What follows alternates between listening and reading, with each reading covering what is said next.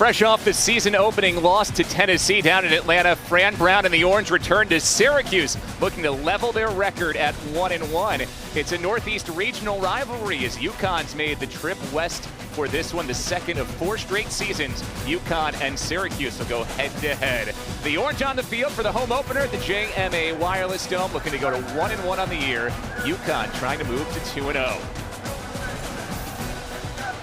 Hey there, everybody, alongside Craig Albert, Bill Spalding, glad to be with you for this one. You know, if you're Syracuse, you're 2 under Fran Brown, and you're trying to build off that 10-win season, it's imperative that you go to 1-1 today and not fall to 0-2. Yeah, Fran Brown really reignited a lot of excitement around this program with what they were able to do a year ago. Obviously, this year they start off with a loss, so to rebuild that momentum, they need a win today. But one thing about Fran Brown, you have to go back to 2001 to the last time that anytime he's coached, he's been a part of 2 losses in a row. Yeah, he's not a coach who loses frequently. Meanwhile, for UConn, huge opportunity. They want to get into a Power 4 conference. This is like an audition today. Yeah, a Power 4 win can be a big building block on their resume towards maybe down the road getting into a Power 4 conference, so a big opportunity for them. Let's talk Syracuse on offense. You mentioned forward momentum. How about the momentum of this bruising running back, Yassine Willis, who can run through you?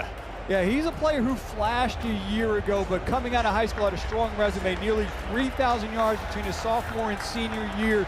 He not only has the size to be able to break tackles, create yards after contact, but also good agility and acceleration to be able to bounce plays to the outside. He could be a big part of their passing game by allowing them to get their running game going. He had 3 touchdowns against Tennessee. Syracuse also threw the ball 40 times in Steve Angeli's first start with the Orange. UConn's coming off a blowout win over FCS Central Connecticut State. For the Huskies, it is a 3-headed monster on offense, and it starts with a 7th-year collegiate quarterback, Joe Fagnano. Yeah, quite simply, their quarterback brings a lot of experience, but he has a nice complement of weapons around him. They are a heavy zone run team, and Cam Edwards has excellent vision within that scheme, and Skylar Bell may be one of the most underrated wide receivers in all of college football. Over 100 yards and 10 catches against Syracuse last year, and really kicked off their offensive firepower a week ago with their first 2 touchdowns of the 2025 season. Bell had a chance to go to Michigan in the offseason in the portal, decided to come back to UConn. Shows you what the UConn players think their program is building under Jim Mora. We'll see the Syracuse offense first. UConn won the toss and deferred to the second half. So Chris Freeman for the Huskies will kick it away to the burner, Malachi James, the Syracuse return man. And James, who runs track for Syracuse, will let it go over for a touchback. The Orange and Steve Angeli will get it at the 25. You know, it's this offense a year ago was led by Kyle McCord, who was really one of the most prolific passers in all of college football a year ago.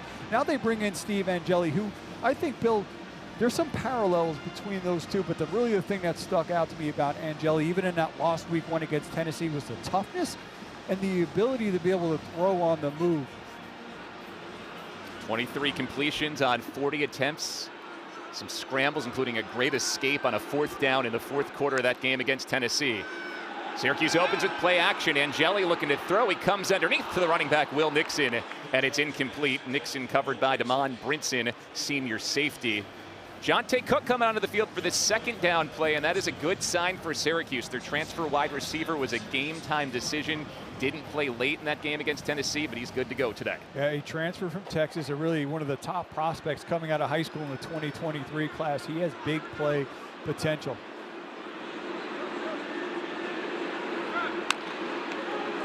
Angeli to throw again. He comes underneath. Tight end Dan Villari is open for a 1st down and a gain of 17. 5 catches last week for Villari, slotting right into the role that was occupied by Aronde Godson last year. Nice job by Angeli of working through his progressions, coming underneath. He had his tight end wide open over the middle, making sure you move the chains. 2 seasons ago, Syracuse saw Villari at quarterback, running back, tight end, and more. Last year, behind Godson in the tight end rotation. This year, a primary target. First run for Syracuse is blown up. Ben Smiley, the transfer from Virginia, gets in the backfield and sends Will Nixon down for a loss of 2. Yeah, Smiley is a player that UConn coaching staff is really excited about. He's able to quickly come looping around, breaks free. This is a UConn defensive line that's going to give up size to Syracuse, Bill, within the trenches, but they are very active. Very rarely do they ever just fire off the ball. See 3 transfers on that defensive line, and all of them have Power 4 conference pedigree: Virginia, Nebraska, and Arizona State. Second down and 12. Blitz coming. Angeli stands in, fires, and completes it to Daryl Gill. Set up third and manageable. Gill had his best game of his career last year against UConn. But there you see from Angeli just the ability to stand in there. It brought some pressure. Things started to collapse a little bit around him. He just stayed in there, was able to step in that throw, get the completion, and set up a much more manageable third down. Really the thing that Angeli was very highly touted coming out of high school. Didn't get a lot of reps at Notre Dame. When he did, he made the most of them, and I think he's really just shown great composure here early on in his Syracuse career. 3rd and 5 near midfield. Yassine Willis checks in for the first time next to Angeli. Some confusion in the alignment here for Syracuse as the play clock is ticked down to 3. And the Orange will burn their first timeout. There were a few of those issues in week 1 against Tennessee as well, with a quarterback making his first start for a new team where the Orange had to use timeouts after getting plays in late.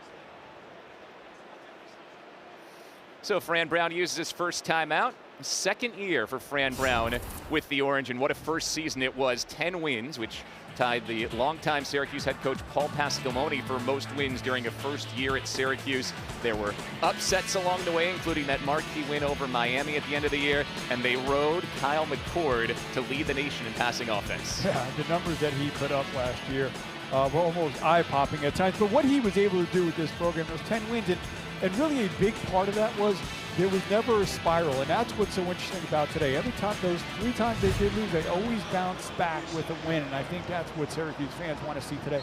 Can they get that back? Correct the wrong from a week ago, get the ship righted, and get back in the win column. It's a 3rd and 5 for Syracuse. The Orange need the UConn 48 for a first down. It's a give to Yassine Willis, and he has a huge hole. First down and more into UConn territory to the 35.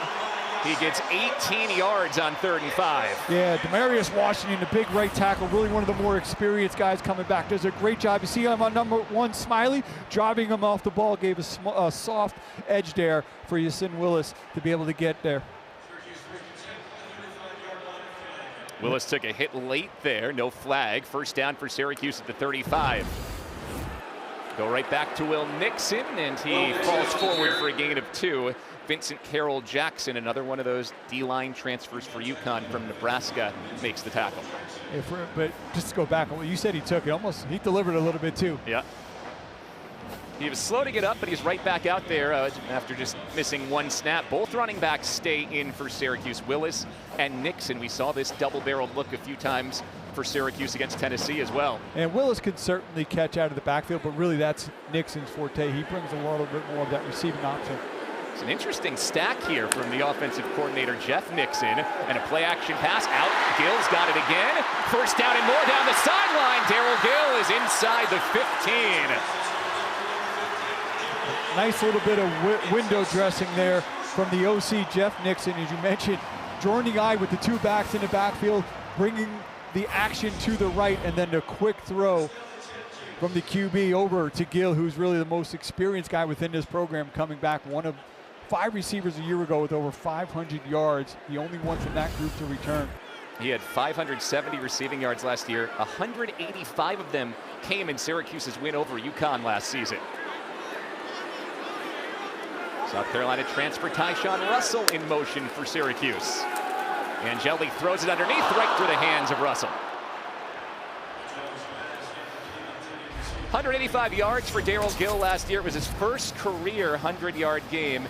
Big part of Syracuse's 34-24 win over UConn last year. Yeah, he certainly he brings the experience. A little bit quiet last week, only 2 receptions for 33 yards. But he has shown what he could do from that really dynamic passing attack a year ago. But on that previous play, though, it just seemed like lack of focus, almost a little bit of like laziness and just trying to bring that in. That should have been a completion, as kept what's really been a nice opening drive going. Second down. Willis gets his second carry, tries to lower the shoulder, and he's completely stacked up by a swarm of Husky tacklers. Antonio Harris Jr. was in the middle of it, transferred from New Mexico and plays defensive end. Yeah, that UConn D-line, they're going to give up size, but they play with good leverage, very active, always a lot of slants, a lot of movement. One area where Syracuse wasn't as good as they'd like to be last year was scoring touchdowns in the red zone. In the red zone here, it's a 3rd and 9.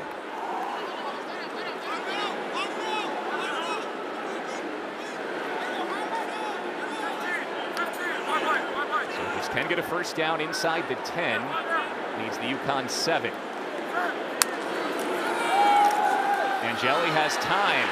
Pumps underneath. Nixon finds it, swivels inside, and gets right down near the sticks. He is just short. 4th and 1. Fran Brown has a penchant for being aggressive in these situations.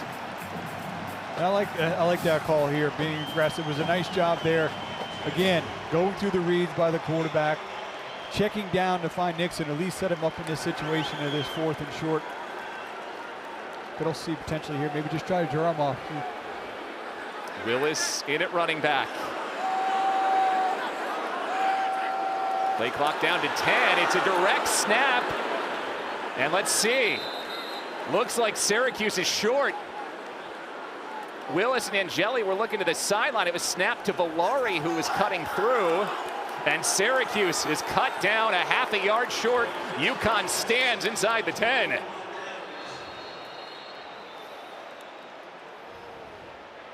Now the UConn defense bent, but stood tall at the end there on 4th and 2.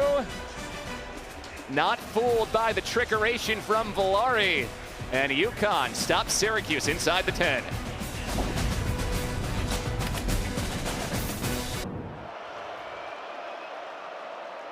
So Syracuse drives the ball 68 yards. Fran Brown goes for it on 4th and 2, and the Orange were stuffed. UConn takes over, first down from its own 7. It's an opening carry from Cam Edwards, and he has stood up.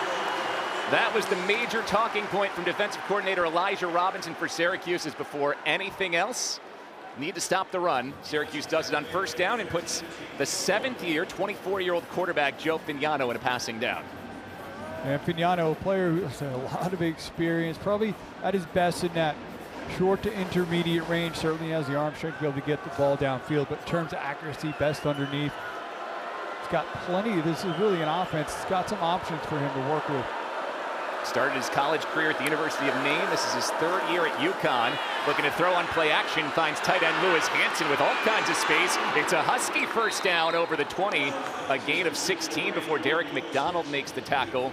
That tight end room is pretty loaded for UConn with Hanson, Alex Honig, and the transfer Juice Vereen. Yeah, Hanson had a touchdown in that game a year ago against Syracuse. UConn moving quick early. Outside of the playmaking wide receiver, Skylar Bell. He gains 6 and is held up there by Chris Peel. You'll see that a lot from UConn with Bell. He took a screen pass 80 yards for a touchdown last week. Yeah, UConn had kind of gotten off to a slow start in that game, and it was really that quick throw out to Bell and him taking it 80 yards that really kind of ignited that offense. It would end up going for over 600 yards in that win. Jim Mora talked about it. Skylar Bell was one of many UConn players that went into the portal last year, took his visits, and elected to come back, maybe eschewing some more NIL money. It's a UConn team that believes in what they're building after their 9-4 season last year. Give it to Mel Brown, the running back on the end around. He surges across the 40 to the 45. Another big gain, 18 more yards before Deuce Chestnut pushes Brown out. A nice ball handling there by Fignano. Show a lot of the action going to the left, as you mentioned, on the end around, giving it to Brown. Brings a lot of speed to that backfield. Huskies have 3 good running backs, Cam Edwards, Mel Brown, and Victor Rosa. Edwards and Brown combined for 200 rushing yards last week on just 15 carries. Syracuse is showing blitz with Gary Bryant III, the transfer linebacker. Also true freshman Antoine Delorier at linebacker, and it is Delorier who makes the tackle after Edwards powers forward for 4.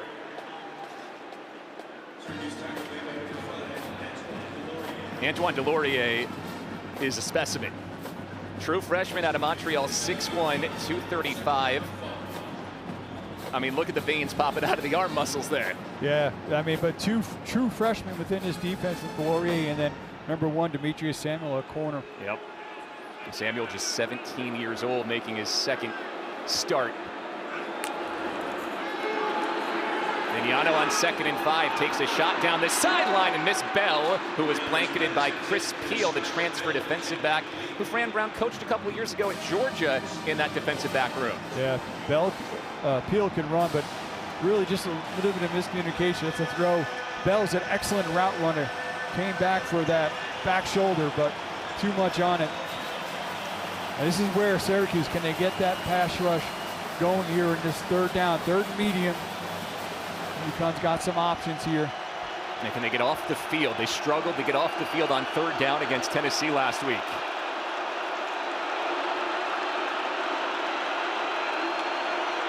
It's 3rd and 5.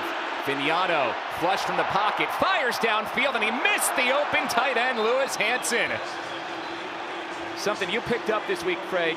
When his feet are set, Finiano is very accurate. When he's moving, he struggles with accuracy. Yeah, it did. Missed opportunity there. And it looked like, too, Bill, that maybe at this point, once he kind of gets flushed out of the pocket, if he's able to tuck it, there was a lot of green from him. He probably could have just ran for that first. Instead, UConn will have to punt from midfield. Connor Stutz, senior out of Seattle, on to punt. Davian Kerr is the return man today for Syracuse. Kerr signals for the fair catch and brings it in right on the 10-yard line. So the Orange defense gets a stop at midfield. Syracuse with its 2nd possession of the game coming up.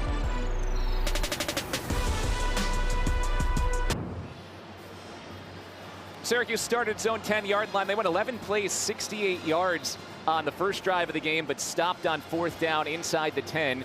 You mentioned UConn's defensive line, the way they move, and we saw how that can be effective on a few plays in that opening drive. Yeah, they were able to get Ben Smiley right there, number 1, gets back in there. Nice job filling by the linebacker, Diomande. And then on 4th down, I loved going for it, but the defensive line was able to hold tight and force a turnover on downs.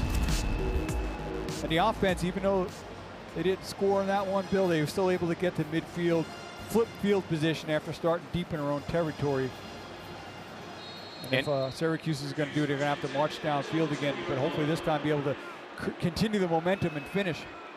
Angeli threw it for 48 yards on the first drive. Syracuse also ran for 20 yards on the opening drive. We'll start with a pass. Angeli, open middle, takes advantage of it. He can move a bit, and he gains a good chunk on 1st down, 6 yards to set up 2nd and 4. Something the Syracuse coaches talked about is maybe he moves a little bit better than folks on the outside think. Yeah, well, I remember him coming out of high school, and even when I watched him last week, I was like, oh, he moves a lot better than I remember. Syracuse going quickly here. You see Willis, bumps to the outside. He's hammered, but runs through the contact of Diomande. Ball came out at the end. Willis ran through the first tackle. He fumbles it going to the turf, and UConn recovers at the Syracuse 19. First and 10, Connecticut. Interesting to see. Looks like his left knee might have been down. Our replay official today is Matt Stelgis, ACC crew. So he'll take a look at it here.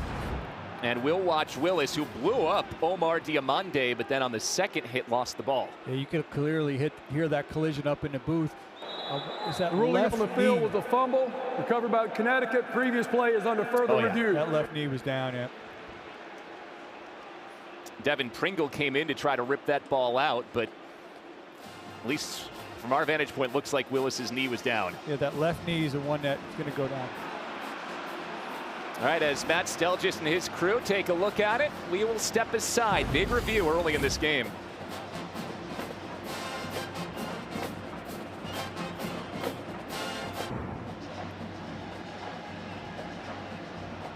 After review, call is overturned. No fumble.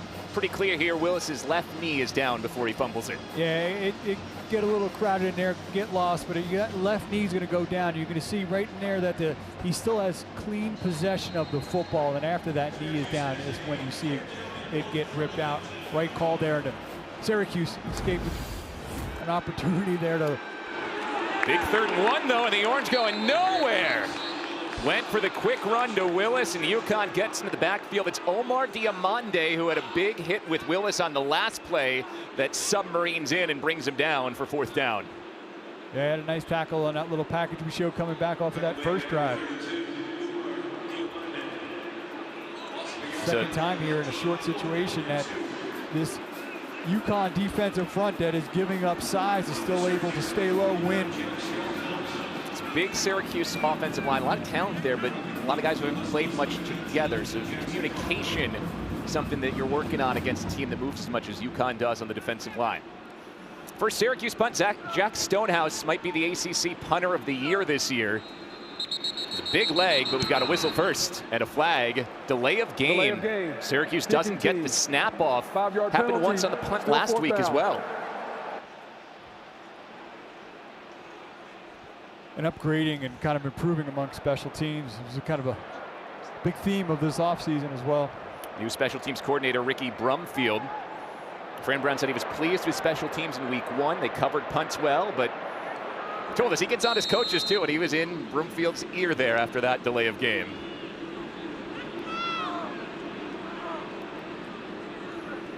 Stonehouse averaged 49 yards a punt on 5 punts last week. Jackson Harper is the UConn return man.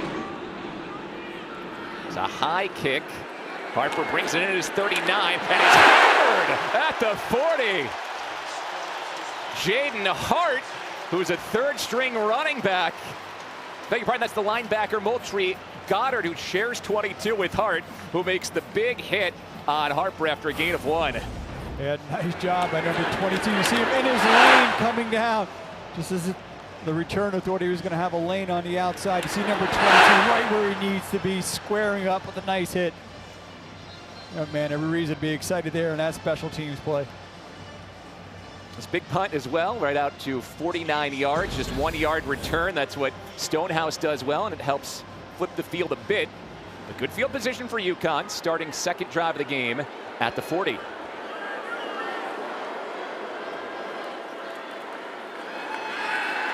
Vignano over the middle, completes it to Shamar Porter, who stepped back, gives up the first down yardage, but still gains 8 to set up 2nd and 2 for Jim Mora's UConn Huskies.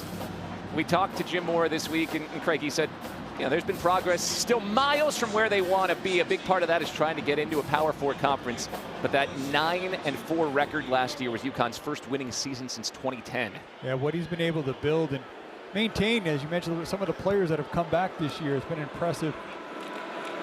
Pitch it to Mel Brown, and he's hit hard at the line, stopped short to set up 3rd and 1. Anwar Sparrow, redshirt senior reserve linebacker, makes the hit. We'll see a ton of players for Syracuse on both offense and defense. Fran Brown flat out told us, more guys who play, the happier guys are. He wants to get as many guys in the game as he can. And as the season wears on, injury is always an issue. You get guys experience. You also keep players fresh. 3rd and 1 at midfield.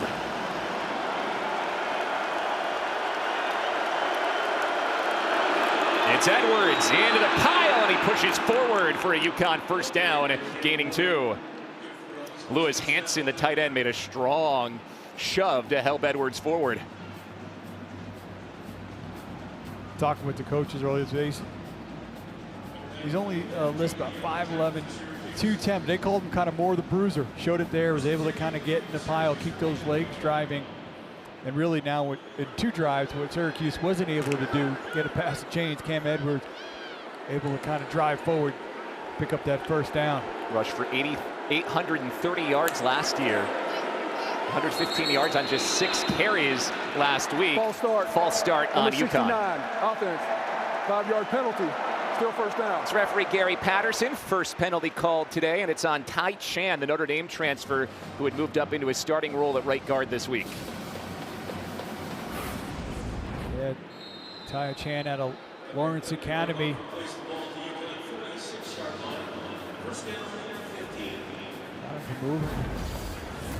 UConn lost 2 offensive linemen to the NFL after last season, so an area where there's a lot of guys who've played, but playing in some different spots this year. Mel Brown looking to sweep, tries to cut it back. Sparrow ankle tackles him for a gain of 2, and it's 2nd and 13. Yeah, nice job. Talked about the emphasis on stopping the run. The left side of that orange defensive line doing a nice job setting the edge, stringing it out, forcing Brown to have to cut back right into traffic, stopping up a minimal gain. How many times in our meeting yesterday did Elijah Robinson said, well, first we have to stop the run? I think I had to count at 5 or 6. Every time we asked him about Vignano or Skylar Bell. It was, we'll get to them, but first, got to stop the run. On 2nd and 13, this is Terrence Smith. He's a speedster, but the Orange were ready for him. Just a 1-yard gain, and it's 3rd and 12. And so far, Elijah Robinson will have to be pleased with how his defense is stopping the run. And this is a team that last week, 0 team sacks. A lot of the sacks from a year ago. Devin Grant is actually their leading returner amongst the player with sacks, and he's out today. But this is where they wanted to be. Because they stopped the run, they now put the offense in an obvious passing situation. Give this defensive line a chance to pin their ears back a little bit. It's 3rd and 11. First home game of the year at the JMA Wireless Dome, and the crowd coming to life. It's a screen pass to Edwards. Sparrow runs through the block. Edwards chugging toward the line. He moves the legs and he gets the first down. An 11-yard gain as Edwards cut back and found the seam. Those are the backbreakers for defense. Yeah, they only bring 3, right? And they set up the screen. They do a nice job recognizing, but you see the body, 63, 69, 73 out there. Quick to the outside, Raymello Murphy, a transfer, gets forward to the 30, gaining another big chunk. 2nd and 1 upcoming after the Arizona transfer. Murphy takes that out flat. We go with some tempo here.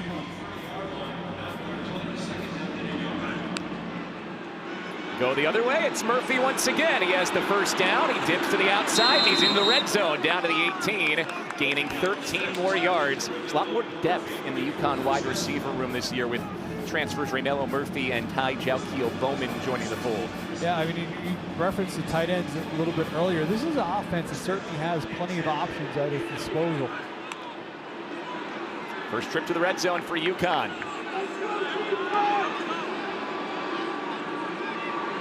Do not need to snap it, but they will here before the end of the quarter. And Cam Edwards slithers through a hole and picks up 5 on the final play of quarter 1.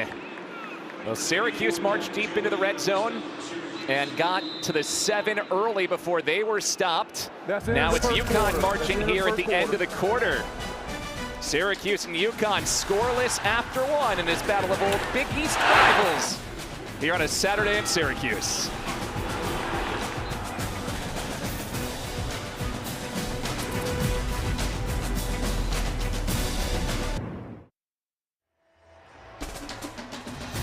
Beautiful Hendricks Chapel on the campus of Syracuse University. This time of year, starting to turn toward fall. There was a little crisp chill in the air as we walked in today. Syracuse and UConn knotted up at 0 after 1. Both teams have had one big drive. Syracuse, a big drive down to the UConn 7, turned it over on downs.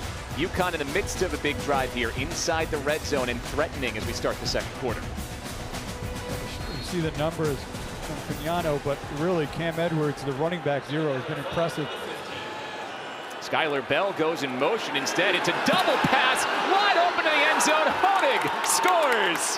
Touchdown UConn. Alex Honig on the trick play. The wide receiver John Nider throws his first career touchdown pass and hits the tight end Honig. What's interesting is Honig was on the receiving end of that, but he was actually a quarterback coming out of high school out of Europe. You would think that he would be the one on the double pass, but well executed. You see number 81 out there, Lewis Hansen the block, and Honig able to break free all alone. Well executed play there by UConn.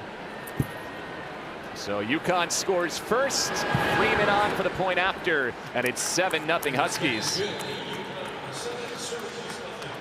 Well, you mentioned Honig was the quarterback for a team called the Schwabisch Unicorns in Germany on his way over here. Went to TCU as a quarterback, now a great tight end. He's on the receiving end of this play, and Bell was the distraction there. Yeah, and Honig was the tight end with his hand down. He's working right over the middle. Nice job. You saw Hansen, he draws up 2 defenders, and Honig does a nice job of just slipping out. Really well executed play between drawing their attention with Bell. Remember, no Devin Grant for Syracuse, so it is the sophomore B.J. Long who was out there in that safety spot and was late to react to Honig as well. And again, too, like if you study the roster, you would expect a play like that for Honig to be the one throwing it, for him to kind of be on the receiving end. A really well-executed drive there by UConn. And again, really the foundation of it was some tough running by Cam Edwards to pick up some first downs. And the big 3rd and 11 screen pass to Edwards as well. Freeman to kick to Malachi James. Who's a confident kid returning kicks. He told the local media here it's not if he returns a kick for a touchdown this year, it's when. But he has not had a chance to return one yet this season. It's another touchback.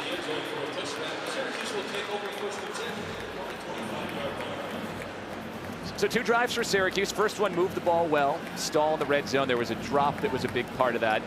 Didn't move the ball much on the second drive. What would you like to see from Jeff Nixon, the offensive coordinator, on this 3rd drive? Yeah, I mean, it's a slow start, but it's still early in this game. I think we've talked about it too. I think throwing the ball is in their DNA, but I think still early on, and for the rest of the year, they got to go out there, be able to establish this run game, get more consistency on the ground. They're going to start with Nixon in the backfield on this first play. It's a give on the RPO, and Nixon surges up the middle for a good gain of 6. 2nd and 4 upcoming. Safety Lee Millette in on the tackle. And we talked about a little bit earlier, Bill. This O-line's got a lot of turnover from a year ago. We're talking with head coach Fran Brown. He seemed really excited with the way that unit was coming together. I think you got to let them build some confidence, kind of establish themselves, be able to fire off the football and create some running lanes.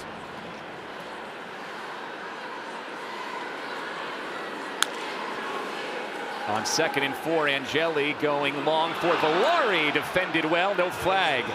Tyrese Mills, redshirt senior safety, draped on Villari to set up 3rd and 4. Yeah, it was good coverage there by Mills.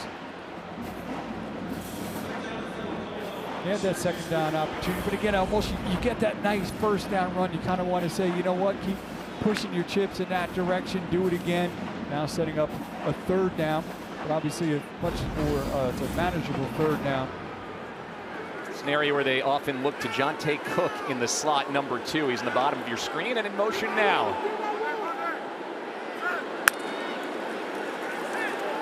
Angeli steps up, uses the legs and dives for a first down. Well, he's a tough kid. He stood in and took some hits last week, and that headlong dive gains him 5 and moves the sticks. And most importantly, there was decisiveness. He went through his reads. There wasn't anything there. He quickly tucked it and ran, got the first down. Syracuse going to some tempo.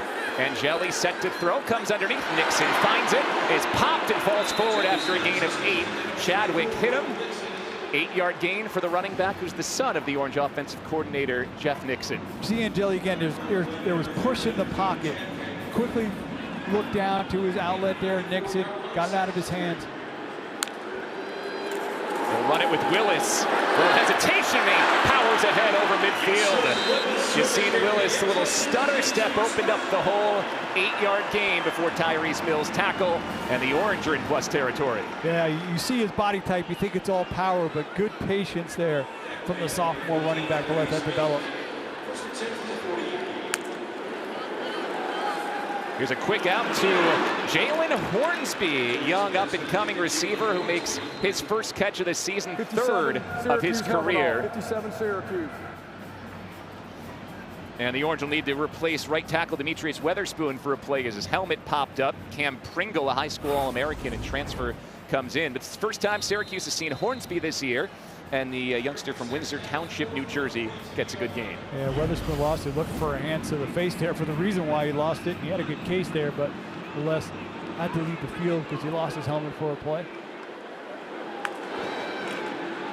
Throw it again, Hornsby finds it again. First down, Jalen Hornsby powers over the 35. Hornsby said, Fran Brown, get on him. Said, Fran calls me soft sometimes because I transferred away from Camden High School, which is the high school Fran played at for my senior season. But when we talked with Fran Brown, he pushes his players, he is hard with them, but he shows them a lot of love as well. Pocket holds for Angeli. Now he's pressured from behind, and Ben Smiley takes him down for a sack and a 1-yard loss. Donovan Branch was in there as well, and it's Branch, the senior linebacker, who will be credited with his first sack of the year. Yeah, that's just hustle by Branch. You're just staying after it. See him there working on the inside. Nice pocket movement by Angeli, but at some point, a little bit too much time in the effort there from Branch, able to allow him to stay after it. Protection was there, good pocket movement, but at some point, that internal clock in your head has to go off. You got to get rid of the football. Running back Willis is lined up in the slot on 2nd and 12. Angeli finds Valari open in the middle of the field. First down, Syracuse inside the red zone. It's a gain of 19.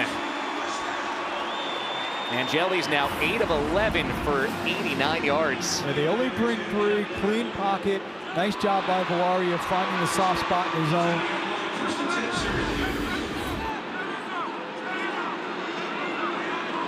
Second time in the red zone for Syracuse. They turned it over on downs in their first trip. Out to Valari in the flat. Lowers the shoulder on Cam Chadwick.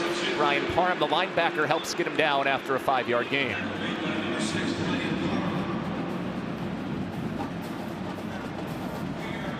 All passing over the last few snaps for Syracuse. So once again, it is in this staff's DNA. They want to spread the ball around. They want to throw it. Yeah, but it was a couple of nice runs to kind of help get this drive going. I had a really nice drive to open this game. Can this offense now finish in this opportunity? Angeli moves the pocket, looking for Jonte Cook. He seams it into him for a mid-range gain and a 3rd and 2 upcoming. Good open field tackle by Devon Brinson on the very athletic Jonte Cook. That's Brinson, yeah, doing a nice job just wrapping up, bringing him down, creating the 3rd down. We're seeing here Syracuse drive stall on 3rd down.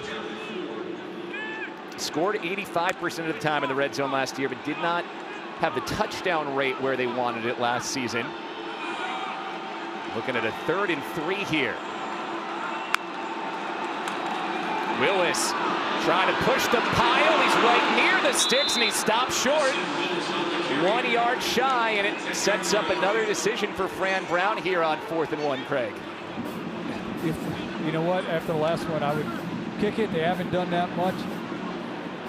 Take the points. This looks, you know, this looks like a long, it's a good 4th and 2. Syracuse has not kicked a field goal yet this season. We're going to let the play clock wind down to 15 before breaking the huddle and at least showing that they're going for it here.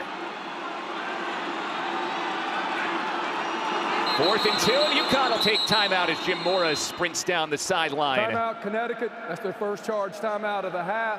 Another big moment in this game coming. Second time Syracuse is set up for a 4th down on the other side of this UConn timeout. Second time today, 4th and 2 in the red zone for Syracuse, and once again, Fran Brown is going for it. On the first time, they went with a little bit of a trick play, and Valari was stopped short. And it's about the same distance this time. They try to kind of power it forward, put it in the air. 3 backs in the backfield with him. Need the 9-yard line for a first down. Cook and Valari motion out.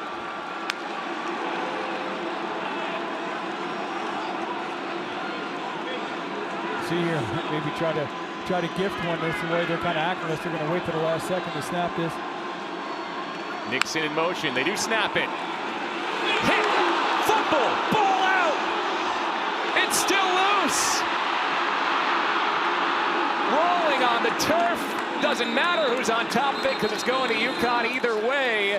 All the way back at the 39. Tyrese Mills hammered Steve Angeli on the blitz. Fumble recovery by UConn. Ball carrier short of the line to gain. First down, Connecticut.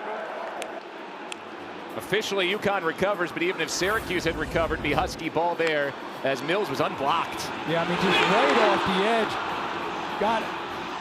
Right on the shoulder. Then that ball, it felt like Bill was on the ground untouched forever before anybody realized it. And then you're going to watch it coming right underneath just as he was going back. That ball stood there for a while, then got kicked downfield, and really that went about as poorly as it can go between your quarterback taking a hit, not picking up the first down, and then the extra field position they got by the ball getting kind of knocked downfield. Angeli did eventually make his way off the field, but he took a shot there from Mills.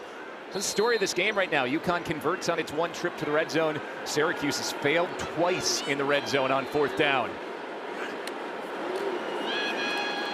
Play action, ball is tipped and incomplete.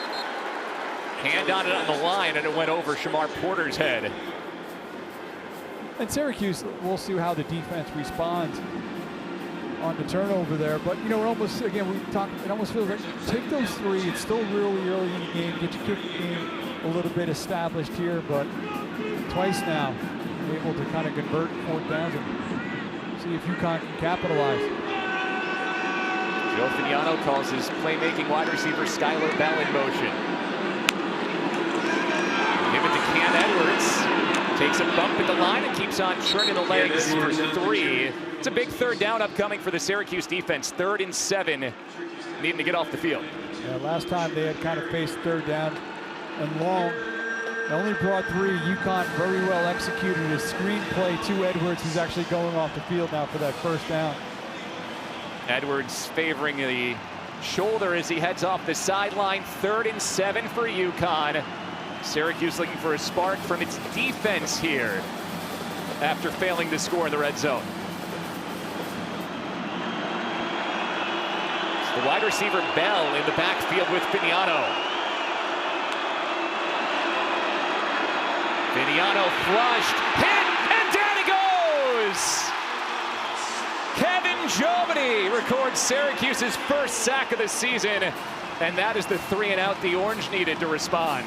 Yeah, exactly. You mentioned that's what the defense needed to do, respond over that turnover, and then also do it by getting pressure. Great job there by Jobity fighting through it. See him working up top, gets the corner. Don't get a clean block on him. He's able to close in. Fignano's got a lot of experience, not overly mobile, and then Jobity able to track him down. 2nd punt of the game. This is a line drive and returnable for Davion Curry. Gets it to the 28, and there is no room. Syracuse gets a 3-and-out, and now we'll see if the Orange can finish a drive when we come back. So the Syracuse defense gets the 3-and-out it wanted, so Steve Angeli and the Orange offense get it back here. Angeli took that big pop on 4th down last drive, but looks like he is okay. 10 for 13 so far for 94 yards for Angeli, but UConn's defense has stood firm when it's needed to, particularly in the red zone. Yeah, this is a defense that's really active, a lot of movement. Early on, we saw Ben Smiley, #1, getting into backfield. That was a 4th down where the defense stepped up, and then the nice double throw here to the tight end, Honig. And then on that last drive, get a sack there, and then on 4th and down, Tyrese Mills with a big hit. UConn would get the ball back. If the Syracuse defense on that play would wind up responding, but get the ball back to their offense with a chance here. Try to get this offense going and finish a drive. Maybe inject a little life into this building as well. 1st down run, Will Nixon, and he dives ahead, gaining 4. You and I were just talking about this during the break, Craig. Obviously, passing is in this Syracuse DNA. They led the nation in passing yards last year, but felt like they had some good momentum early last drive running the football before they went away from it a bit. Yeah, you know, there's the old philosophy, you know, if it's not broke, don't fix it. They've had some nice 1st down runs. It almost feels like, you know what, let's go again on 2nd down. Then they put the ball in the air. Sometimes they'd have success. Sometimes it leads to an incompletion. We've talked about Yasin Willis, Will Nixon. They've got a nice stable of backs. They've been happy with the O-line. Let them fire off, create some running lanes. And we've got movement from Syracuse here. That play seemed out of whack after Ross Simmons started to motion and then had to stop. Ball start, number 73, offense, 5-yard penalty, still 2nd down. Joshua Miller is tagged. He's the backup center, but playing guard at the moment on that last play.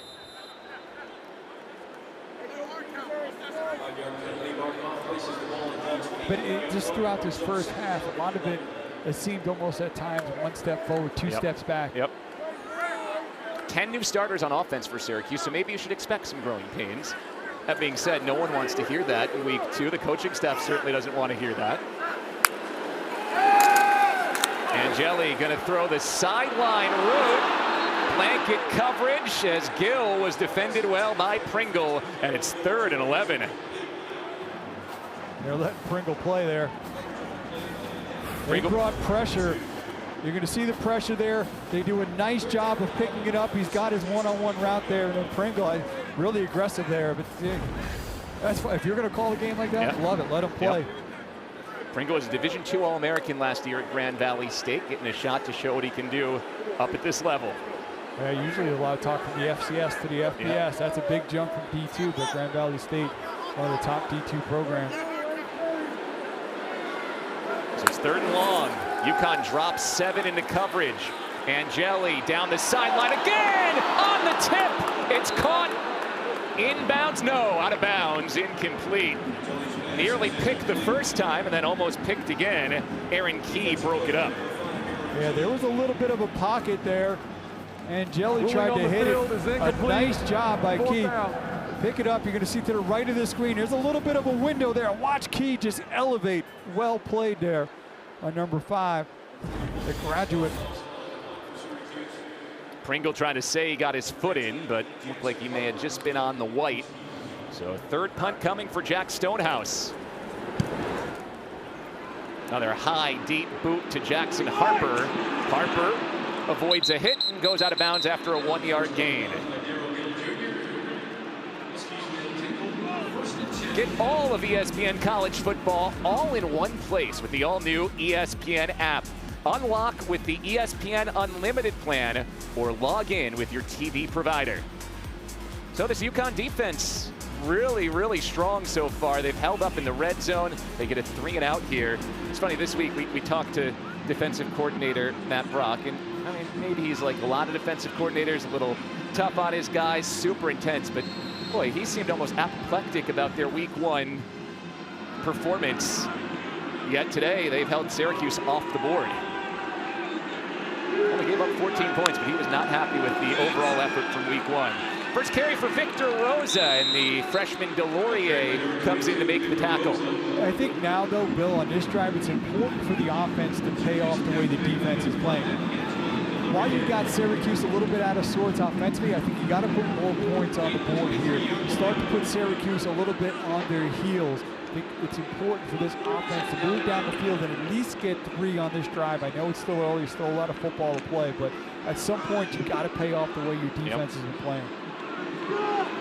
Rosa, the redshirt junior from Bristol, Connecticut, stays in the game at running back on 2nd and 9. Play action, Vignano's got time. He lets it go, and he missed a wide open Lewis Hansen. Threw it behind him. There was a big gain out there if he put that on the numbers. Yeah, I mean, that's really nice job initially on selling the handoff. Good protection. That's where it is with Vignano. He can make some really nice throws. Here's another one. The second time in this game there's a throw he should have made. Makes the right read, goes underneath, just leaves it behind his tight end.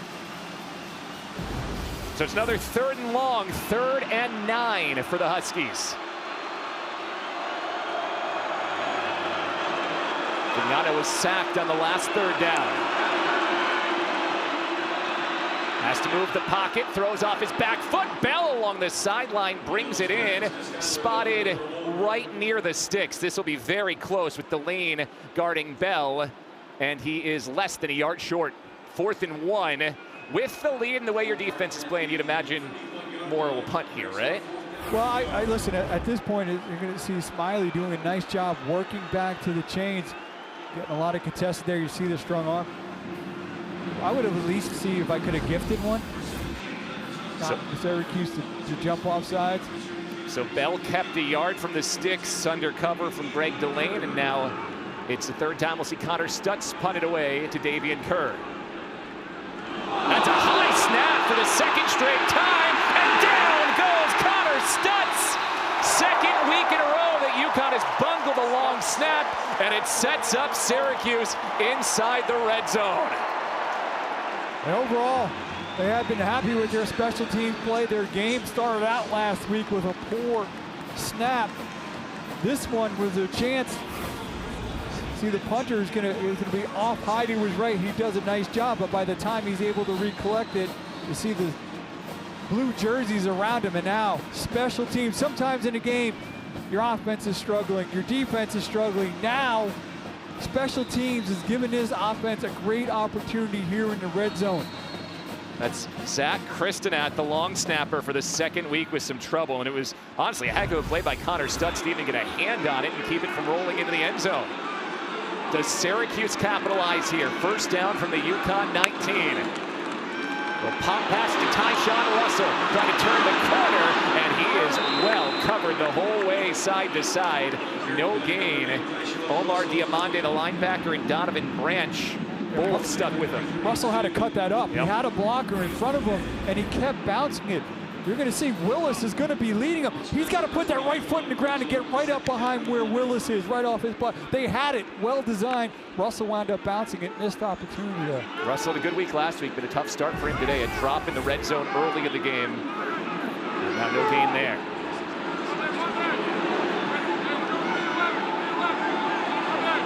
Syracuse 0 for 2 in the red zone today. Angeli over the middle, and it's broken up. It was high for Hornsby. Tyrese Mills, who's had a fantastic game, got his hand on it. Yeah, outstanding break by Mills.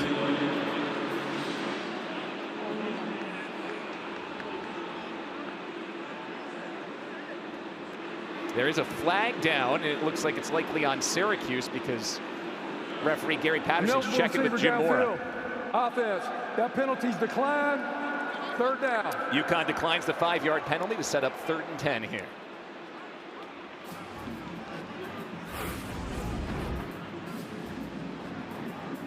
Getting an eligible downfield here.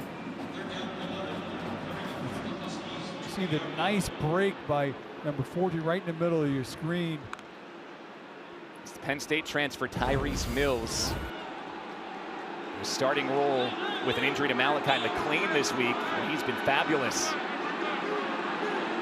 3rd and 11 for Syracuse, again stalling out in the red zone. Angeli gets it out quick, and he overshot Will Nixon. The first down was there if he brought it in. Ben Smiley put the heat on, maybe forced that pass to be a bit high. And for the first time this season, Syracuse will kick a field goal. Yeah, I mean, actually you got to take that, but bringing some pressure, disguising, he has it just a little bit off target by Angeli. It's the Iowa transfer Trip Woody. This is his first career field goal attempt. Officially from 38 yards, and Syracuse was down a player. They have to rush Dan Villari on here. Now UConn will look to substitute, which will run even more clock. Play clock down to 3, now 2. And Syracuse burns a timeout. Second time they've had to use a timeout on special teams today. And tactical substituting from UConn there to force it. I mean, when you don't kick many field goals, sometimes many people forget what team you're on. Costly there. So the redshirt freshman will have to wait through the break before he attempts his first college field goal. Look, we're watching a very frustrated Fran Brown right now, and to be frank, you can't really blame him. It has been a very sloppy first 27 minutes or so for Syracuse, including a second timeout needed on special teams after a miscue in the operations and substitution. So now it is the first career field goal attempt for Trip Woody, redshirt freshman from Waxhaw, North Carolina. This is from 38 yards. And Woody splits the uprights. Kicking was a big issue for Syracuse last year. They brought Woody in from Iowa, wins the job, and gets the orange on the board. Now 7-3, but that's a win for the UConn defense after the turnover. Yeah, I mean, I'm going to be a nice guy here. I'm going to say everybody won because Syracuse get in the red zone. At least you get some points out of it. You pay off your special teams play with a special teams play, but you're right, for UConn, once again, that defense is able to respond where they were put out there, backs against the wall, off of that special teams miscue on the punt opportunity, and still able to maintain their lead. But again, at some point, this UConn offense has to kind of take advantage of the way this defense is played, try to broaden this lead a little bit more. Some games involving other ACC teams today. Clemson will take on Troy, coming off their Week 1 performance against LSU. It's a sneaky good one down in Blacksburg, Vanderbilt and Virginia Tech, and then Stanford opened its year in Hawaii. Now they play at BYU. That's late tonight, 10:15 on ESPN. First time we'll see Syracuse kickoff specialist Jaden O. Picked a handful of touchbacks against Tennessee last week. Mel Brown is the UConn returner if he gets the opportunity.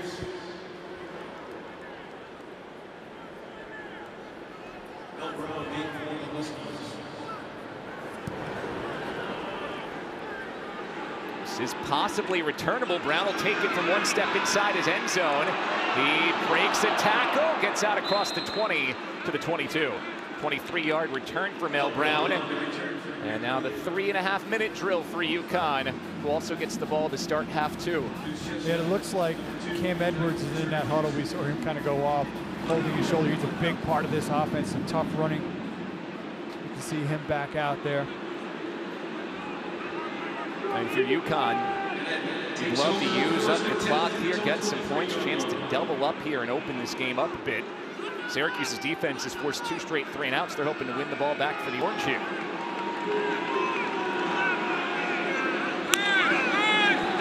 Vignano, quick out, Shamar Porter. Make a nice move around Amara Pariola to the outside. A little shimmy shake on David Amara Pariola allows Shamar Porter to pick up a UConn first down. Yeah, Shamar Porter, he's always kind of been good after the catch. A 4-star prospect coming out of high school, signed with Kentucky.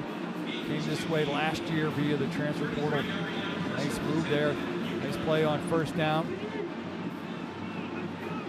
Those quick outs, big parts of UConn's offense. Let their playmaking wide receivers try to win one-on-one battles in open field. Edwards runs, cuts it back. There was a nice sized hole and a 5-yard gain to set up second and manageable and wind the clock down below 3 minutes in the first half. Yeah, heavy zone run team. Been a little bit more kind of gap scheme earlier on in this game, but that's what Edwards does so well. So patient, sees those cutback lanes, setting them up here in a nice second down. Opportunity to potentially put it up in the air or keep it on the ground. You don't need to go fast here. UConn still has all 3 of its timeouts, plus the 2-minute timeout, and they want to limit time Syracuse could have with the ball later on. And Syracuse not in a position to counter because they only have the 1. That's right.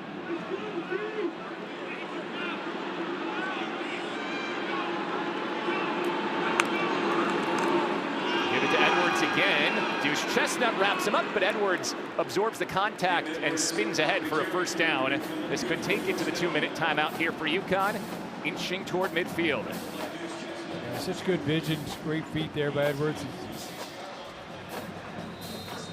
So Cam Edwards sets up UConn near midfield with a first down at the 2-minute timeout. UConn trying to score going into the half and open this game up a bit.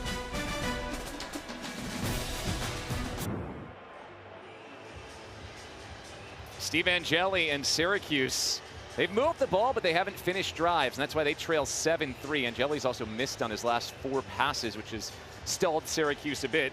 So it's UConn driving. They finished on their only trip to the red zone, a John Nider trick play touchdown pass to Lewis Hansen. Beg your pardon, to Alex Honig.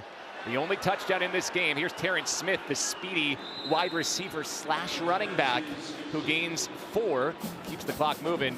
You know, Jim Mora and the offensive coordinator, Gordon Samus, both told us, we got to get this kid the ball because he's got a ton of speed. Yeah, he had a really nice run in week 1 that was called back due to a penalty, but he's kind of he's their slash type player. Put him in the backfield, split him out wide. On 2nd and 5, inside the final 2 minutes of the first half. It's a good quick tackle by Chris Peel. 4-yard gain to Shamar Porter. It's 3rd and 1, and the clock keeps on winding. 1 minute and 15 to go. UConn still has its timeouts, 2 of the 3 for the Huskies. On 3rd and 1, Mel Brown takes it around the edge, and a big hole. Mel Brown is gone. Touchdown UConn from 45 yards. Come on, Howie.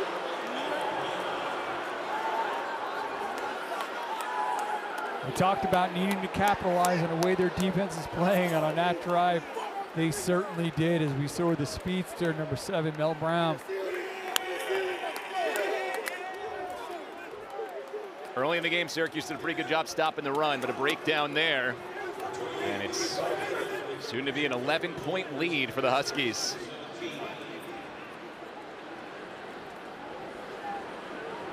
Leave just 1 minute and 2 seconds on the clock for Syracuse. Freeman on for the point after. 14-3 UConn. They were looking at this game as a proof point. They want to be a Power 4 conference team. This is the type of win where you can build a resume, and they get the huge gain from Brown here. They got the strength to the right. You see the push defense, but they're going to run that zone to the left, and a nice job by Brown. Patient. He sees that seam, And then that's where you see the acceleration, where he's able to take it all the way. Watch, body on a body working. He's going to find that seam right off between the left tackle and the left guard, and he's able to take it untouched all the way. So UConn scores on the front half of halftime. Syracuse with 62 seconds to respond. Then it's Husky ball to start half two as well. So it's pretty crucial 62 seconds here for Syracuse to at least try to find a way to move down the field and get a field goal. And that's also too there, Bill, where some of the sloppiness and miscues come back to hurt you in this situation, because now you're just working with the one timeout that goes to the potential play of the game, and then with the field goal lacking the personnel. And both timeouts have come on special teams, a punt and a field goal where Syracuse had to use its timeout so far. See if Malachi James gets a chance to return it. No, it's another touchback. Steve Angeli early in this game got off to a good start. He was 10 for his first 13, but particularly on that last drive where Syracuse was set up in the red zone, a couple of misses, and he's thrown 4 straight incompletions. Looked sharp early on, and then they're missing Nixon a little bit out of good coverage there. Firing downfield, a little bit coverage there as well. Trying to work it into a seam. A little bit over the middle. You see one common denominator on a lot of those throws, though, is a UConn defender. There in position. Really, the one that hurt him was the missed throw to Will Nixon that could have potentially picked up the first down. That's right. 75 yards between Syracuse and the end zone, just 62 seconds to work with. Hit as he throws, that pass comes out wobbly and low, incomplete. Donovan Branch was in there again. He's gotten into the backfield a couple times. Yeah, Branch is kind of that hybrid edge player. Can play off the ball, can put his hand down. As a pass rusher, you see him there working against the guard, doing a nice job, just fighting his way through, just getting enough of Angeli to change the projection of that throw.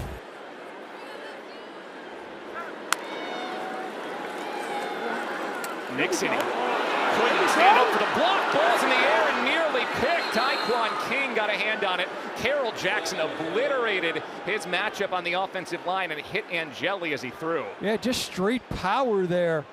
There's a flag down in the backfield. It's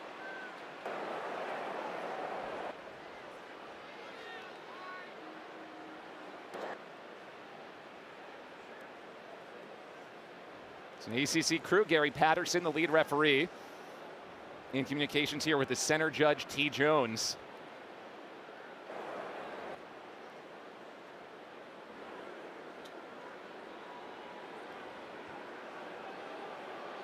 A lot of conversation here. I wonder if they're was it a high hit yeah, on I think Angeli? they're looking at, because there was a collision there. Now, Carroll Jackson got there with straight power. You could hear a little bit of a collision from up here when they connected, and I wonder if he's communicating, potentially looking at the jargon. You see, yeah, no announcement. See Jackson maybe pleading his case there a little bit.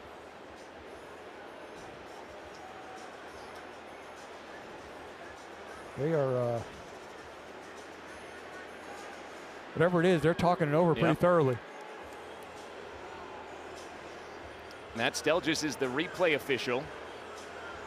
Again, Carroll Jackson went right through the offensive line. It buzzed in prior to the snap on the previous play. Previous play is under further review for a forward pass or a fumble. So replay from the initial first down incompletion had buzzed in to see whether Angeli had fumbled when his arm was hit by Branch. So they're going back to that play. The last play never happened. It'll either be 2nd and 10 for Syracuse, or it'll be a Syracuse fumble on that first down play. Had to determine whether or not the snap had come before the buzz down. That was part of the delay there. We had already moved on from that play, trying to solve that riddle. We're going to see here again, it's number 11, Branch, up top working against the guard. He's going to get his hand in there. It looks like, I mean, he had control of that arm. Not even really the arm. It's what you're looking at is the hand. You're going to watch the hand there of Angeli pushing through. He's still got firm. I think that's an incomplete pass. He and that's still a huge has firm break control for Syracuse then, because it wipes out that last play. So it'll be 2nd and 10. It gives them more time as well. It's, you know, a review that UConn would have wanted if it was a fumble, but it's going to turn out to be pretty unfortunate for them unless they're seeing something that we're not. Yeah, you know, again, they always the verbiage used to be is the arm coming forward. It's the hand, but to me, Bill, looks like he still had firm control of that football when the contact was made, and really by Branch being able to get his hands on, he just kind of was able to take away the power from it. That's why it sputtered out. I think if that ball had been picked on 2nd and 10, it merely After was further there. review, the ruling on the field is upheld, incomplete pass. So the ruling The next upheld. play never occurred. That is spot on from Gary memory. Patterson. We saw nothing. What play? What play? But in all seriousness, that was very nearly a UConn interception wiped off the board. Instead, 2nd and 10. Pressure, yeah. I don't remember. Have you ever? I'm trying to remember watching a lot of football, like a replay buzz that kind of came that delayed. That delayed, yeah. And led to about a minute of discussion just on whether or not it had come in time.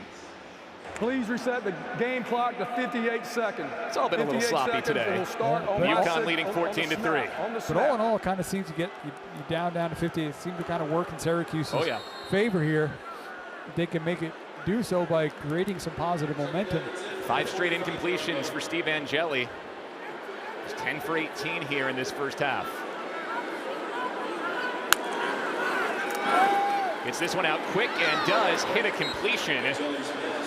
Taquan King doing a nice job right there on the spot to make the tackle. Yeah, just a 6-yard gain as King brought down Dan Villari, so the clock keeps on winding. 3rd and short and only 45 seconds to go in the half. Syracuse absorbs the blitz, and this time Villari's open deep down the field across the 50 to the 47. You mentioned it right there. It was a nice job of absorbing that blitz, giving Villari the time to get open. Quick snap, 34 seconds to go before the half.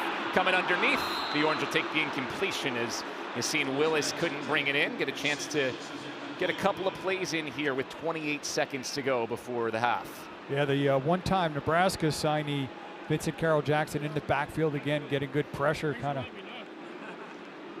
forcing Angeli to almost have to kind of go airborne to even make that throw. Villari was the top target so far in this half, 6 catches for 66 yards. We talked to Fran Brown inside of about 53 yards. That's Trip Woody's territory. If the Orange need to kick something in the 55-plus range, they're likely looking at Jaden O here late. Angeli for Villari, right at the sticks. Villari goes forward and picks up the first down. He's having a heck of a first half, and the Orange are now inside of field goal range with 20 seconds to go before the end of half one. Clock down to 15, still just the one Syracuse timeout. Angeli takes a sideline shot for Darrell Gill. He's clobbered, and he brought it in. It's a catch, pulled in at the 11 as Gill absorbs the hit and gets a foot down. With the timeout, you still have the time to take a shot here in the end zone. Nice throw here by Angeli. Gill going up, got it down. Did. Beautiful execution there. So first down for Syracuse. They're in the red zone for the 4th time today.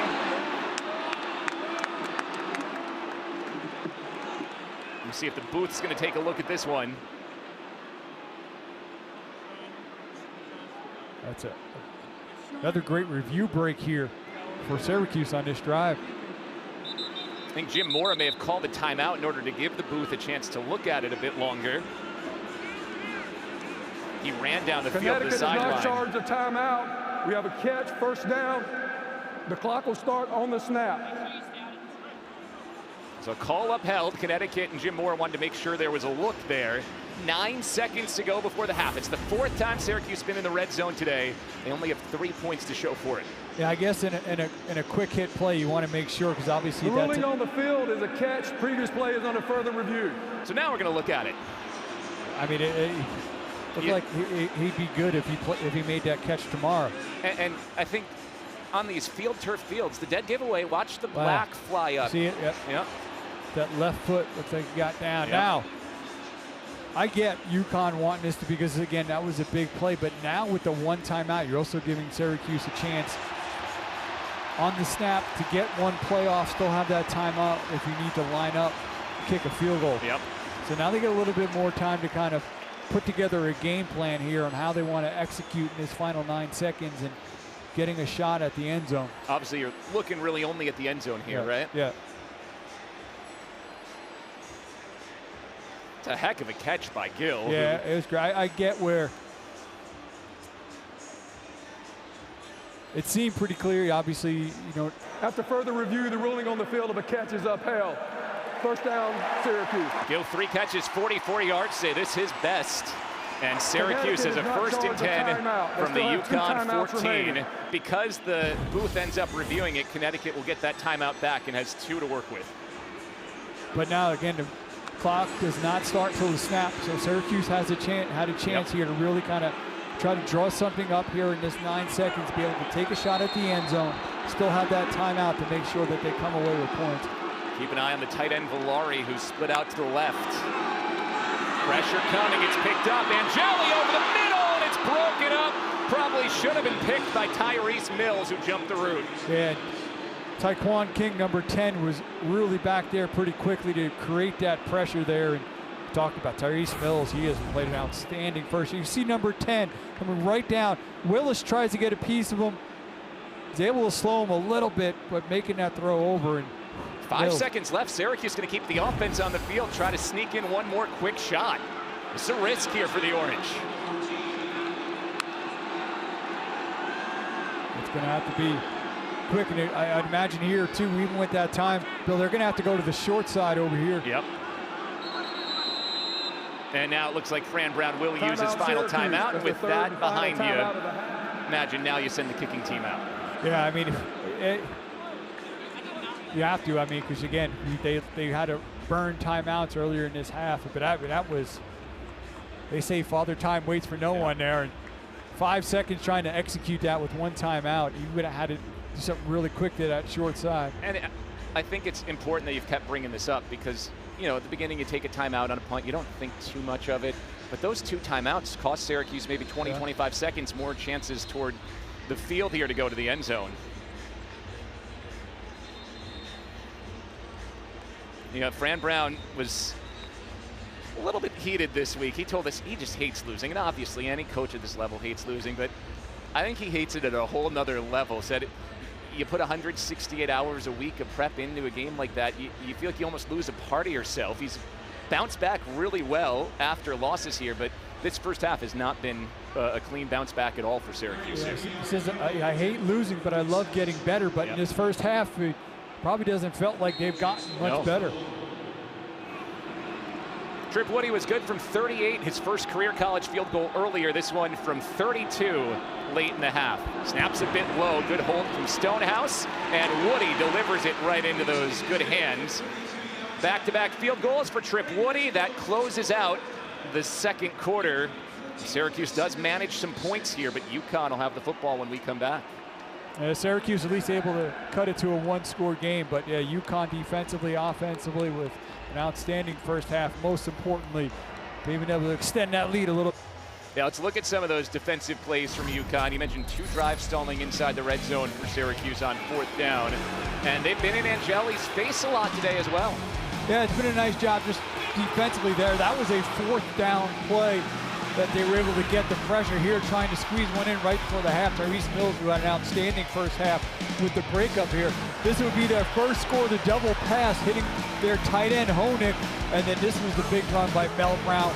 After the UConn defense had really been stepping up with stop after stop after stop, the Huskies offense finally paid him back with that nice run by Brown. Meanwhile, for Syracuse, best spot on offense so far today has been the tight end Dan Villari. 7 catches over 70 yards in the first half. Yeah, he has been their most consistent target, played a big role in what Syracuse was able to do there down the stretch to put that field goal on and help to kind of cut that lead to a 1-score game right before the half. 2 for 4 in the red zone for Syracuse and just 2 field goals. They were stopped on 4th down twice in the red zone. Settled for field goals the other 2 times. The Huskies start the second half with the ball. Mel Brown, who already has a touchdown today, going nowhere on the return. The flag comes in late, which will likely back UConn up with some tough field position to start half 2.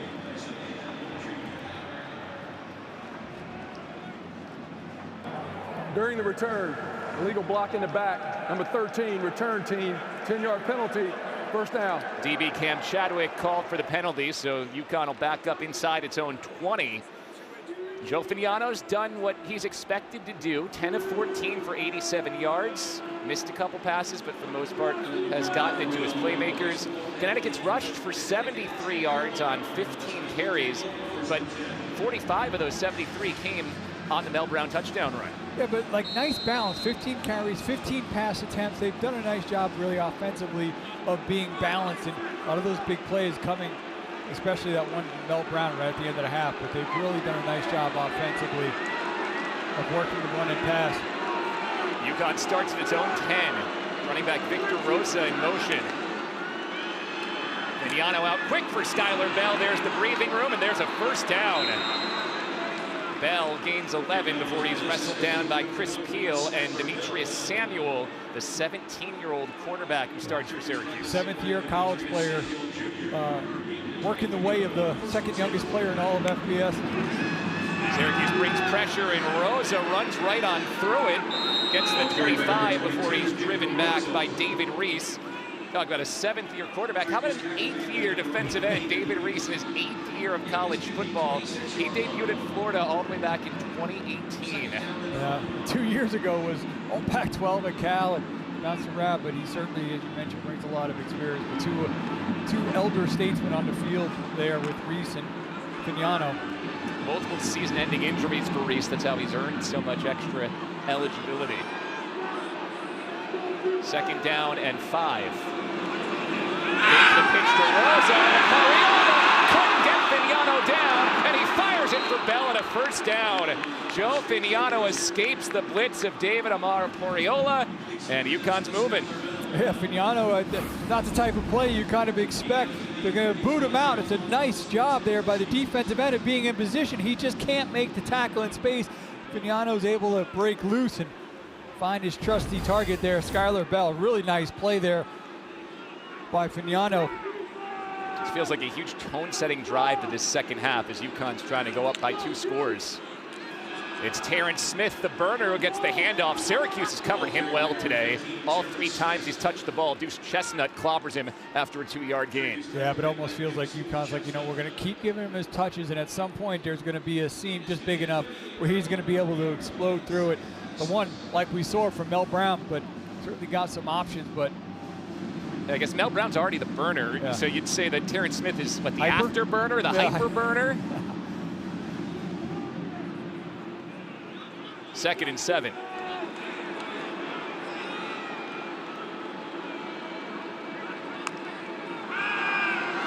Clean pocket, Fignano, a quick hitter across the middle for Alex Honig. Caught the touchdown earlier. This time it's a 4-yard gain. Chris Peel with the hit.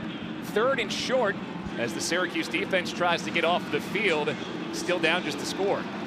Yeah, but a nice job there by Fignano, just getting the completion, moving it, putting him in a really nice 3rd down situation here. Turns to 3rd and short.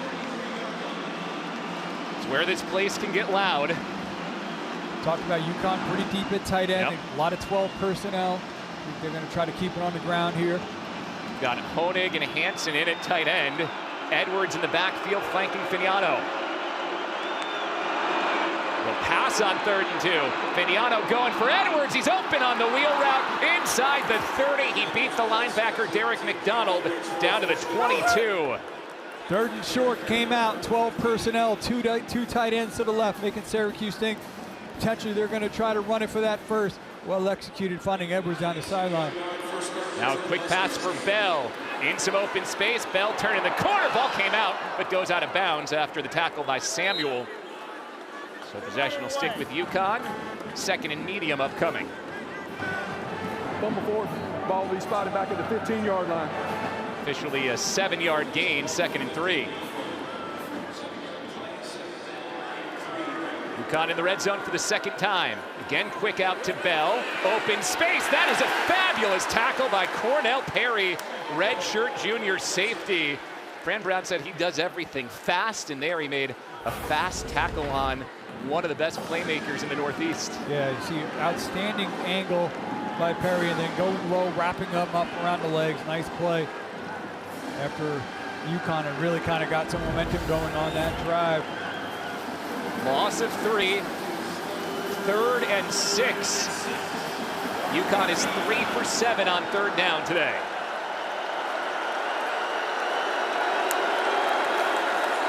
They'll run it with Edwards around the end. Gary Bryant, the third, snuffed it out.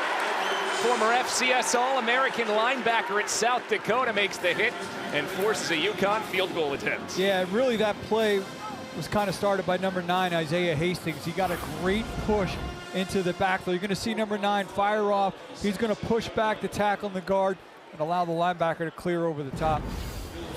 Chris Freeman on the kick. Last week, an up and down day for him. He made a 29-yarder, but he missed from 35. It is exactly a 35-yard field goal once again. Going to give UConn a 2-score lead. Nearly pulled it, but just sneaks it inside the upright. And the Huskies jump ahead by 11.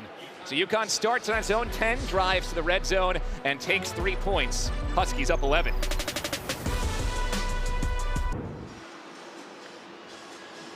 UConn goes 10 plays, 73 yards, ends with a 35-yard field goal, so it's a big drive for Syracuse. First touch for the Orange to start half 2.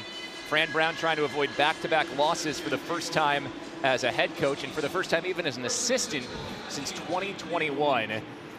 I mean, we've heard the way he can get on his players, get on his coaches, very open about that. I imagine there was some fire in the locker room at halftime. Well, some of what we saw on the sidelines was a preview. I'm sure he was pretty fired up at halftime. First chance for Malachi James to return a kick this season, and he's cut down short. Only makes it to the 15. You know, if you are a Syracuse fan and you're looking for glass half full, this is a team that has come from behind. They did it a number of times last year. This is the most notable comeback. Their last home game fell behind 21-0 to Miami and came back to win that game. Yeah, and obviously that was a big tone setter. A game that, as he mentioned, Clemson benefited from. But listen, I will say this. The thing is, they just lack any type of consistency, momentum in this game in terms of offensively. And really throughout all 3 phases, they just kind of need to finish a drive. They came out of that first half leading in time of possession. Steve Angeli was 14 for 24 in the first half. He gives it to Will Nixon here, and they'll push the pile ahead for 2. Once again, not very balanced for Syracuse in that first half. They threw it 24 times, and if you take away the sacks and quarterback runs, they only handed the ball to running backs 10 times in that first half. Yeah, we talked about Yasin Willis and his size and what he can bring, and really just a handful of touches for him in that first half. And you got to, as you mentioned, you got to credit this UConn defense as well. That defensive line is giving away size, but they play with great leverage. A lot of the movement they do has been able to allow them to kind of create some issues. It's Jonte Cook in motion. He's been very quiet, just 1 catch for 4 yards. Angeli goes quick out for Will Nixon, immediately smothered Tyrese Mills, who had a fabulous first half getting into the backfield, makes another good hit here to set up third down. Yeah, Mills has played really well, and that's another thing UConn has done well on defense today is not allowing a lot of yards when they do give up completion, quick to make the tackle. Officially a 3rd and 3 for Syracuse, needs the 27 for a first down. Willis has checked in here. Syracuse did pick up a first down on a 3rd and 5 by running the ball with Willis back in the first half. And only 3 of 8 in that first half on third down.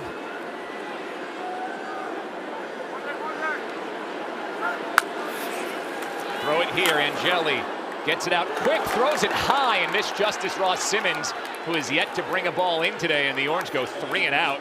Devin Pringle was in the hip pocket of Ross Simmons.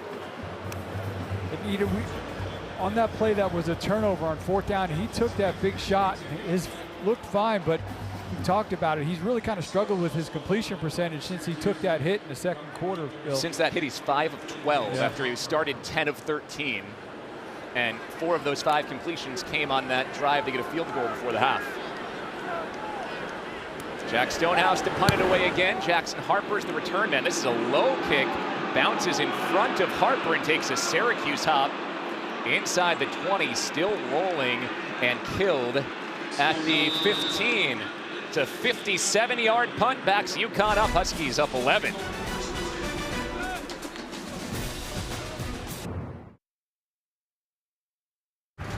The College Football Playoff begins December 19th and concludes with the National Championship January 19th on ESPN. Already counting down the days till the college football playoff gets going in mid-December. Take a look around the ACC scoreboard. Last night, Louisville with a 2-touchdown win over a game James Madison squad. Duke and Illinois locked in a good one. That'd be a big win for the Blue Devils. No hangover for Florida State after beating Alabama 56-0 up on East Texas A&M. SMU locked in a good one with Baylor. NC State was down 13 at the half. They've come back to build a 3-point lead. And Pittsburgh on top of Central Michigan. After the Syracuse 3-and-out, UConn has the ball again, up 11. The 73-yard field goal drive last time on first down. Cam Edwards is gobbled up and a flag comes in, and now another. 2 flags thrown. David Reese made the tackle on Edwards for basically no gain.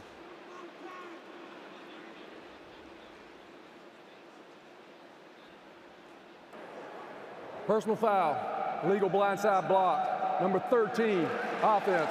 Half the distance to the goal. Repeat first down. So that's Chris Parker, the wide receiver, who gets tagged for the blindside block. Half the distance to the goal. It'll be about an 8-yard penalty. And number 13 is going to be coming from the left side of the screen. See him watch it. You can't do that. You have to. The only way you could do is with open palms. He comes in, leans into him. Easy call there for the officials. So first down and 18 for UConn. Now the Huskies backed up inside their 10. Syracuse has talked about emphasizing takeaways this year. This would be an opportune time for one of those.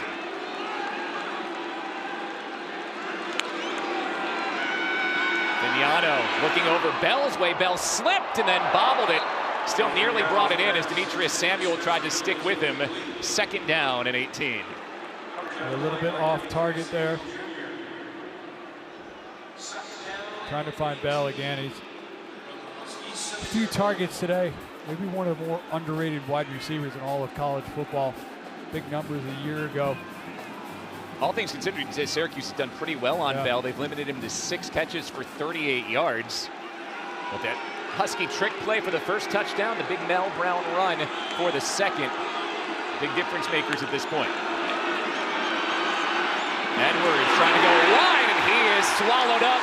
David Amapariola, who missed a big tackle earlier, hits one in the backfield here. It's 3rd and 20, and with an 11-point lead, Chris Peel also there to make the hit. You wonder if Jim Mora will say, hey, let's play it safe here on 3rd and 20. Yeah, trying to bounce that outside. You see Peel do a nice job of slipping the block, breaking down, making that tackle here. Play by the Georgia transfer, Chris Peel, 3rd and 20. Crowd trying to help spark the orange as UConn's backed up to its own 5. Thinking draw here. Draw, screen, yep. Finiano setting his feet, throws underneath. Shamar Porter's got it. Still has a long way to go. He turns the corner and he's tackled right near the sticks. About a yard short as Shamar Porter nearly turned nothing into something. Instead, UConn will have to punt. Romello Murphy was a big reason why they came so close. He had a great block. They're going to just go underneath the Porter. Now watch number 6. See if he gets in the screen here. See him right there making 2 blocks. Just fell short of getting that first. Now you got to watch, too, the snap here. You remember Zach Christianot missed one high for the 2nd straight week back in the first half. And they had an issue in week 1 as well. It's a good snap this time. Stutz nearly had it blocked. He got it away. Kerr calls for fair catch and makes it at the 31. It's a 46-yard punt that was nearly blocked by Syracuse. Yeah, still, we've seen some good punting here. Now a chance. Obviously, the defense stepped up. UConn with a little bit of some self-inflicted wounds in that drive to kind of push them back inside their own 5. At one point now, an opportunity for the Syracuse offense. Yasin Willis, who hasn't gotten a bunch of touches, is out there with him today. This game is far from out of hand. Could they maybe try to continue to feed him? And Angeli, 15 of 26, but again, just 5 of his last 13. Start with a play action. Angeli dumps it into no man's land. Not on the same page with Willis at all there. Parham was covering Angeli. Diamande pressured Angeli, and the crowd's getting a little restless here. Yeah, it almost seemed like he expected after that fake handoff for Willis to turn around and be out there in the flat. Again, pressure in his face. UConn defense, obviously Jim Mora's background on defense, not shocking to see the way that they've played on that side of the ball today. I don't want to be a broken record, but it feels like at some point you got to give number 6 some carries, right? Just 6 carries for Yassine Willis to this point in the game. I'm with you. 2nd and 10. Syracuse to throw once again. Angeli off his back foot, and again he's not on the same page with Willis. That time over the top of him. It is 3rd and 10. Diamande was in the backfield once more. And Nixon checks it in, almost like they were setting up screen. Willis was in there to block, but yeah, 2 plays in a row. They just certainly seem to not be on the same page. Now setting up a 3rd and long. I mentioned Nixon checked in the game, a little bit more of a receiving option out of the backfield. Another factor in this game, Jonte Cook, game time decision. Player Syracuse going to rely on at wide receiver. Only got 1 catch for 4 yards today. He's out there in the slot, top of your picture, wearing number 2. It's 3rd and 10. Pressure coming, clean off the edge. Angeli's wrapped up, and Brian Parham takes him down for the sack. Syracuse 3 and out.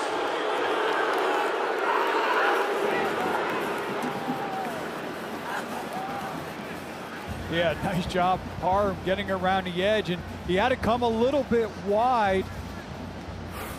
And you're gonna watch Weatherspoon kind of blocks Angeli's escape route. He comes around, he tries to get near his tackle, allows Parham the opportunity to be able to come back on it and make the play. Another Jack Stonehouse punt.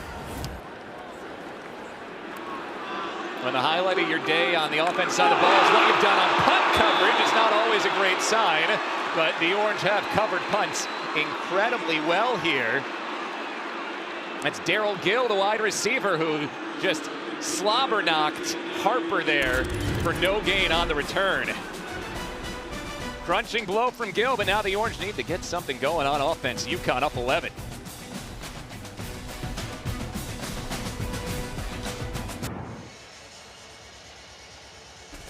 Already starting to look like fall in Syracuse. Leaves starting to change outside Carnegie Library, which in fact is not the library at Syracuse University, now replaced by Bird Library. They teach math in that building these days. False advertising. 17-6 lead for UConn. The defense has been fabulous, particularly here in the second half. Now can the offense capitalize? Vignano avoids some pressure, gets it to Skylar Bell. Getting tackled well in the open field, this time by Greg Delane Jr., but not before a 7-yard Bell gain. Yeah, you know, it's obviously it's a 3-phase game. It feels like for Syracuse, you and I were talking during the break, that they need their defense to kind of help maybe ignite that torch a little bit, help that offense out. But a really nice play. I mean, how does a player like Bell get that wide open even though it was underneath, setting him up here, a nice 2nd down. 2nd and a long 2. Call it 3 for UConn here. That long Pitch it wide, Victor Rosa turns the corner. That's a 1st down as Rosa's sent into the UConn sideline by Gary Bryant III after gaining 6 and a 1st down. Yeah, nice job blocking out there on the edge, including the redshirt junior, Ben Morawski. You mentioned it to me during the break, but this feels like a drive for UConn where you could really start to take control the way that Syracuse has struggled to move the ball today. If you go up 3 scores, that seems like a mighty high mountain for the Orange to climb. Romello Murphy slips a tackle, cuts back, 1st down into Orange territory at the 40. And I like the way, I thought they were a little uneven in that week 1 win, maybe because they're offensively they were so powerful against Central Connecticut State, but I really like the way that these Connecticut receivers are blocking out in the edge for each other. Well, and one of the things that Gordon Samus, the offensive coordinator, told us is, hey, I'm a former offensive line coach. I tell my receivers, you don't block, you're not getting the ball. You can go play somewhere else. Exactly. And it seems like today that message has gotten through because they've done a really nice job of helping each other out in those throws out to the edge. Rashard Perry is the injured Syracuse player, reserve defensive lineman down at midfield. There is Samus. You know, one of the things that Jim Mora told us, he had that stint where he was an analyst for us over at ESPN. So he watched a lot of the great college coaches during that time, tried to learn from them. And one of the things he kind of deduced is that all the great head coaches, they're really CEO types. They don't call the X's and O's, they manage the program. So he said when he got to UConn, he kind of started thinking about himself less as an X's and O's coach and more as the mentor type emotional leader, guy who's there for his players, and has really been hands-off, allowing his coordinators, Samus and Matt Brock, to run their units. Yeah, I mean, running an FBS program is a lot. You got to be able to delegate, and it seems like he's been able to do that. And he's been rewarded really by both of his coordinators today, because on both sides of the ball defensively, we were kind of joking around a little earlier about how, you know, Matt Brock, the defense coordinator, like he wears every play on his sleeve, and that unit has really played well for him today. And then on offense, doing a nice job as well. Samus calling a good game, good balance. So after Perry's helped off the field, first down for UConn at the Syracuse 40. Cam Edwards in at running back.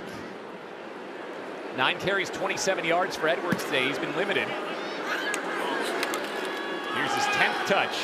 And once again, he is stopped up, turns the legs to at least pick up a couple. Derek McDonald, the veteran linebacker, and Anwar Sparrow were there. We've got another injured player down for Syracuse. It's George Rooks, the Boston College transfer, who's slow to get back up.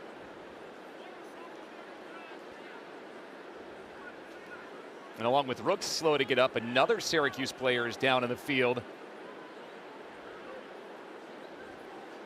Right in front of the Syracuse sideline.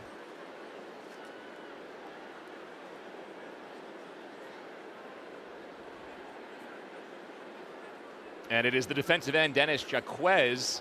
Second time we've seen him down on the field today. We were told before the game he woke up a little under the weather as well, and it's been a physical game down there in the trenches.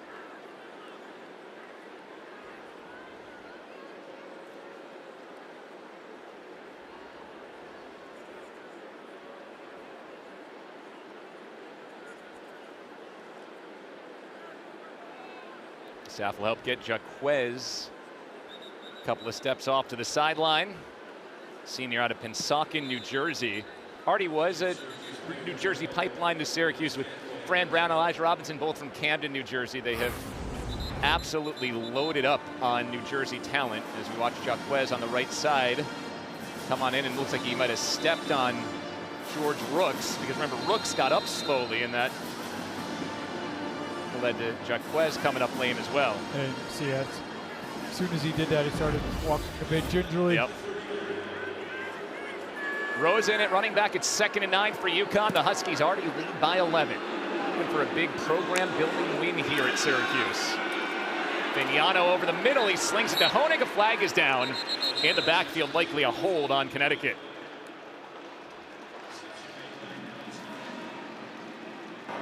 Holding. Number 78, offense, 10-yard penalty, repeat 2nd down. Right tackle Karsten Cassidy gets caught this time, and will send UConn into a 2nd and 19. Cassidy working at the right tackle right up top. See number 8 trying to get the edge there. That is Reese.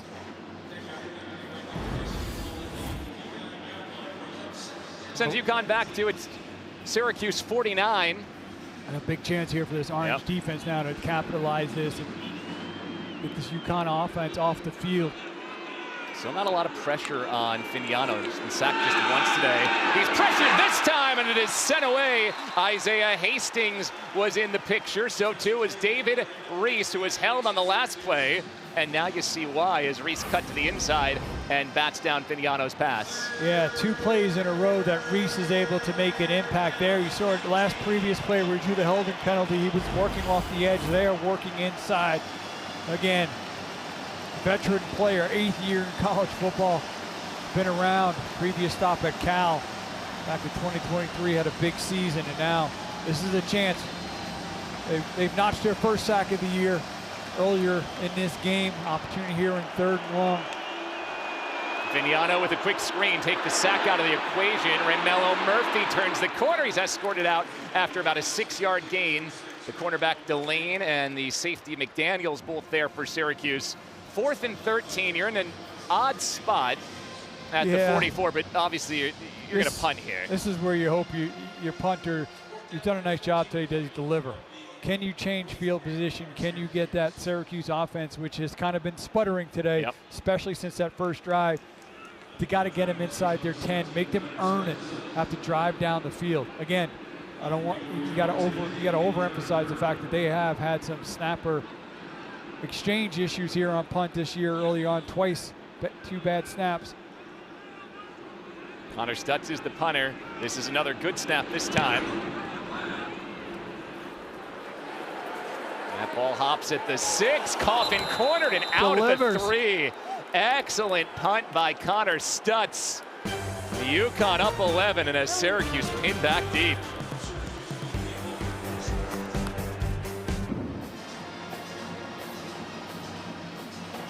Just 178 yards of offense for Syracuse. They moved the ball well early, got into the red zone 4 times in the first half, but turned it over on downs twice, 2 field goals. Here in the second half, they've gone 3 and out on respective back-to-back drives. Really, weirdly, Craig, if they haven't gotten to the red zone, they haven't gotten a first down. Their 4 punts today have all been 3 and outs. Yeah, but they've had scoring opportunities by getting into the red zone, but now UConn did what they needed to do. It was a beautiful punt. They're going to force Syracuse to get this offense going. They're going to have to drive a long way. Worst field position of the game for Syracuse. Angeli is throwing again. First time today that he finds Justice Ross Simmons. It's a 6-yard gain. It gives Syracuse some breathing room. Again, we've talked about it a bunch here, but Angeli's now thrown it 29 times. The Orange have handed it to a running back only 11 times today.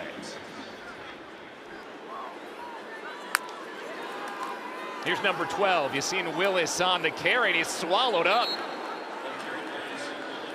Willis tackled by Ben Smiley.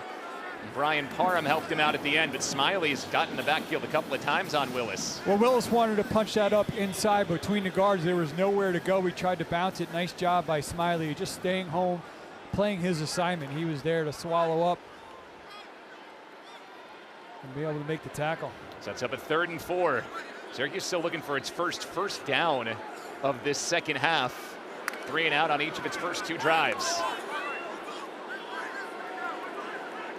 Gill, the lone receiver, to the bottom of your screen.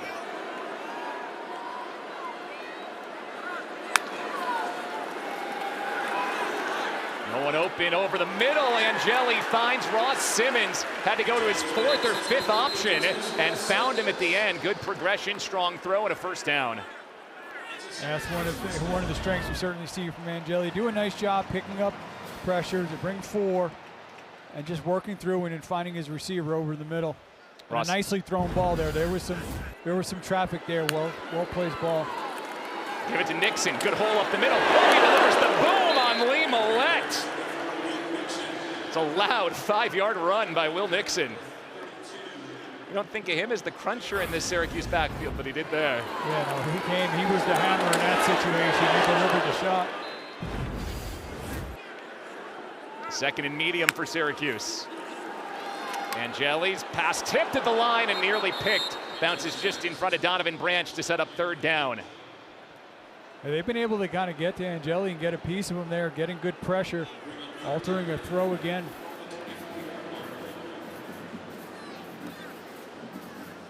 It's another 3rd down opportunity for Syracuse. Picked up their last one, but overall the Orange is 4 of 11 on 3rd downs today. This one is 3rd and 4.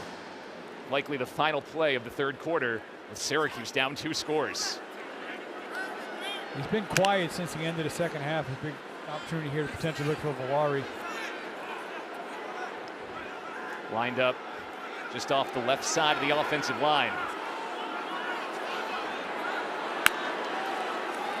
Pressure coming. Valari throws high, looking for Jalen Hornsby. So Syracuse will be forced to punt again. Devin Pringle covered him, but that ball was high regardless there. Yeah, well, I mean, he had 2 defenders. He had Omar Diomande underneath number 32, so Angeli had to kind of go over 2 defenders to try to make that throw. And once again, this UConn defense playing really well. Defensive coordinator Matt Brock has to be really happy with the way his unit has played. Here's Jack Stonehouse's 5th punt. He's averaging 52.5 yards a kick, and this is another absolute boomer. That was a 54-yard punt and only a 4-yard return. That's the end of the 3rd quarter. Syracuse's offense with just 1 first down in quarter 3. UConn, a defensive clinic to lead 17-6.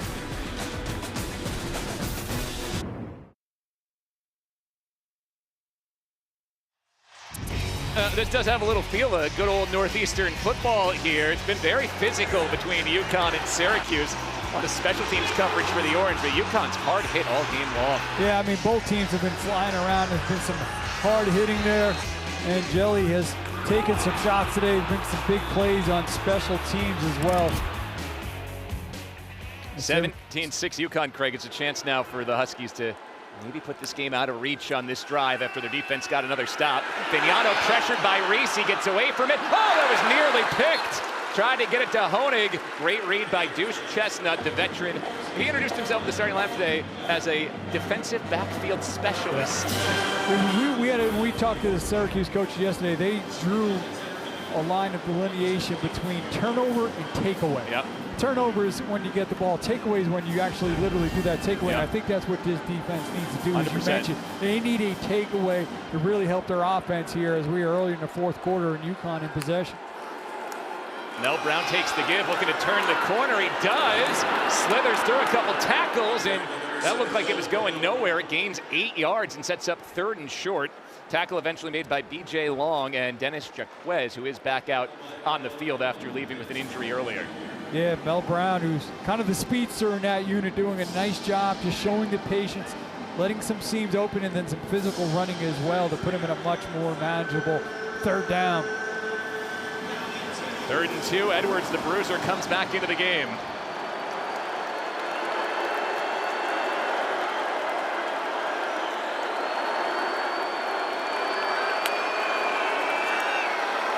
Vignano lets it go deep, looking for Bell. That short hopped him. Incomplete. So they don't elect to try and run it short. They go for the shot down the sideline, and UConn goes 3 and out. Yeah, it was really kind of like almost a one-man route. It was kind of odd. Kind of question why Syracuse sometimes has gotten away from the run there. You got Edwards. It almost seems like get that ball on the ground, play it to your favor, try to pick up that 1st down. That or one of those out flat to your wide receivers, let them have a chance to make a play there. That clock stops, 14:08 to go, and Syracuse will get the ball back. Operation good again for UConn punter Connor Stutz. Kerr calls for a fair catch and backpedals to his 20 to bring it in. It's a 45-yard punt for Connor Stutz. Both punters have been excellent today. Now Clemson looking to bounce back from the LSU game. They play Troy at 3:30. Again, Vanderbilt and Virginia Tech. I feel like that's got a good game written all over it. 7:30 tonight on ACC Network. And if you're staying up late tonight, you got Stanford and BYU starting at 10:15. It's no longer Pac-12 after dark. It's a Big 12 after dark with a 10:15 start for BYU out there. Well, ACC after dark with Stanford now in the ACC. Yeah. Will Nixon is in at running back for Syracuse. Again, still just 7 carries for Yassine Willis today. Angeli on play action, taking a deep shot for Darrell Gill, and he hit him! The first deep ball of the game is a big Syracuse completion. Gain of 40 yards to Gill. Yeah, and a few shots downfield. They're going to work the play action here. Nice job. Just on the post route team working. He's got the inside of the safety, and Gill with the big play there. 4 catches for 84 yards for Gill. Angeli goes underneath. Nixon brings it in. Stutter step, 1st down. Syracuse moving with tempo inside the Connecticut 30.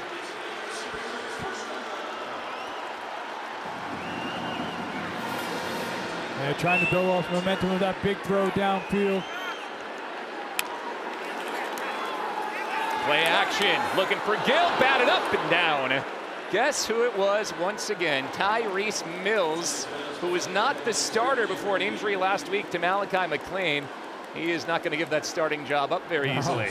He's saying, hey, making the most of the opportunity there. Going up, you don't even see him. He was hiding behind a blue and orange wall and came popping up. 2nd and 10, Yassine Willis checks in for Syracuse and splits to the outside.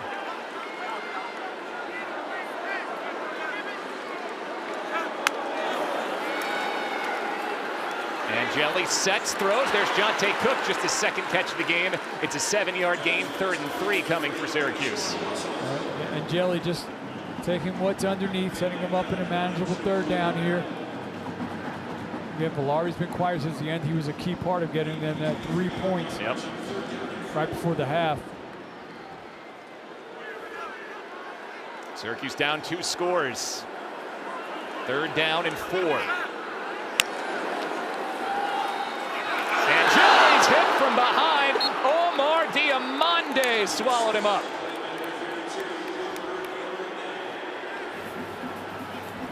He was just a free rusher on that one.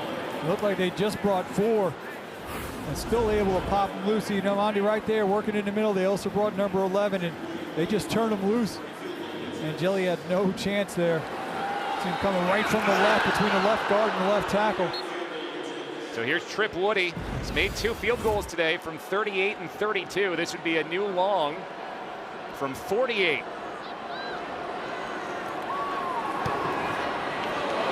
Sneaking to the right, and it is no good. That is a backbreaker for the Orange. The sack knocks him back, and a missed field goal. They got a drive to start off with a lot of promise with that big throw downfield to Gill. Then the following up the play to Mix to the back Nixon, excuse me, and then this one you see he just pushes it right, hits it right, never curves back in, just outside the goal post. Now we'll see here if UConn have been really balanced today, though. Continue to kind of maybe question maybe that 3rd down call on the previous drive. Try to continue to work that zone game in. Now Edwards in number 0. Could have been a 1-score game. Instead, UConn up 2 scores with a chance for more. Sending some fans toward the exits here at the JMA Wireless Dome. Vignano back across his body. That was a great pass, and Honig just dropped it. That had a big gain there. The defense had gone with Vignano. Honig had all kinds of acreage in front of him. We've talked about Honig at one point being a quarterback. He probably wasn't expecting it because they always say don't throw across your body back to the middle. He probably like, hey, you got to target me. I'm behind him. But you're right. It was a nice throw there by Vignano that almost had potential for a big play. Honig's been on that ESPN Freaks list each of the last couple of years. His measurables, his weight room workout regimen, off the charts. Edwards cuts it back, found a little hole, and falls forward after a gain of 4, 3rd and 6. Kevin Jobity, senior from Buffalo, makes the tackle. Yeah, just a couple of yards there. That was really nice vision. You see that backside crease open up and how Edwards is able to hit it. They're going to bring in the speedster now, 15, Terrence Lewis. Yeah, if you're talking about the Syracuse defense, they've actually answered the bell in this second half. They've gotten the stops, they've gotten off the field. Fran Brown going to ask his defense to do it again here on 3rd and 6. He mentioned that burner, Terrence Smith.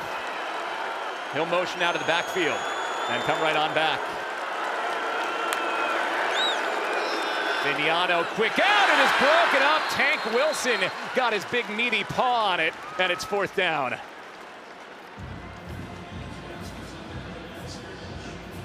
Mentioned it once again, his defense in the second half. Responding, looking to go out there. Nice job. They always say you can't get to the quarterback, get your hands up. That's what Tank Wilson does. They'll force a punt. You think about trying to block one here if you're Syracuse needing that type of spark? They are up near the line here. It will drop back toward the return as Stutz gets it away.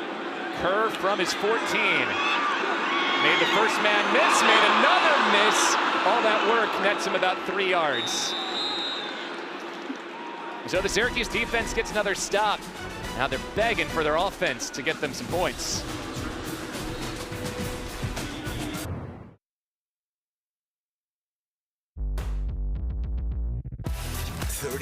Teams, 16 matches, 2 conferences collide. The ACC-SEC showdown begins Tuesday.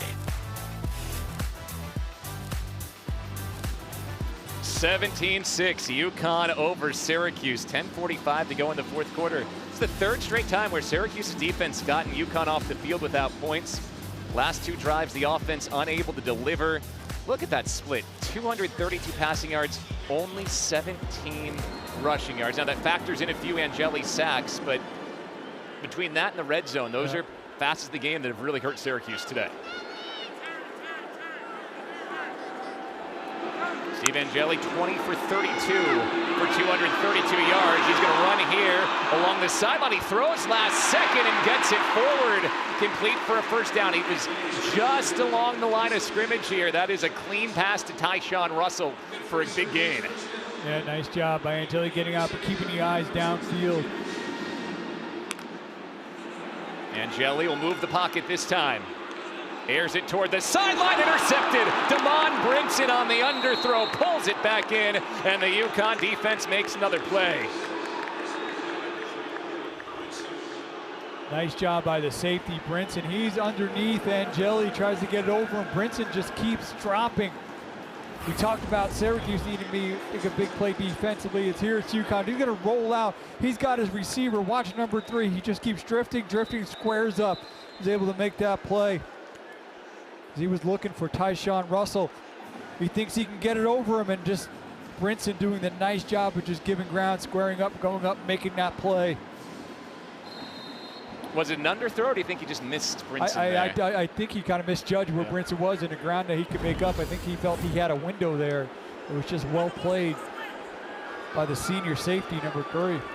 Angeli's second interception of this season. We'll give it to Skylar Bell on the handoff. He bounces it to the outside. Bell's got some room and gains 8 into Syracuse territory. Kept on bouncing that out until he found a crease. Yeah, it was just, I don't know if this is good grammar, kind of patiented his way into like an 8-yard run. I like creating words here. Add an ED on, we're good.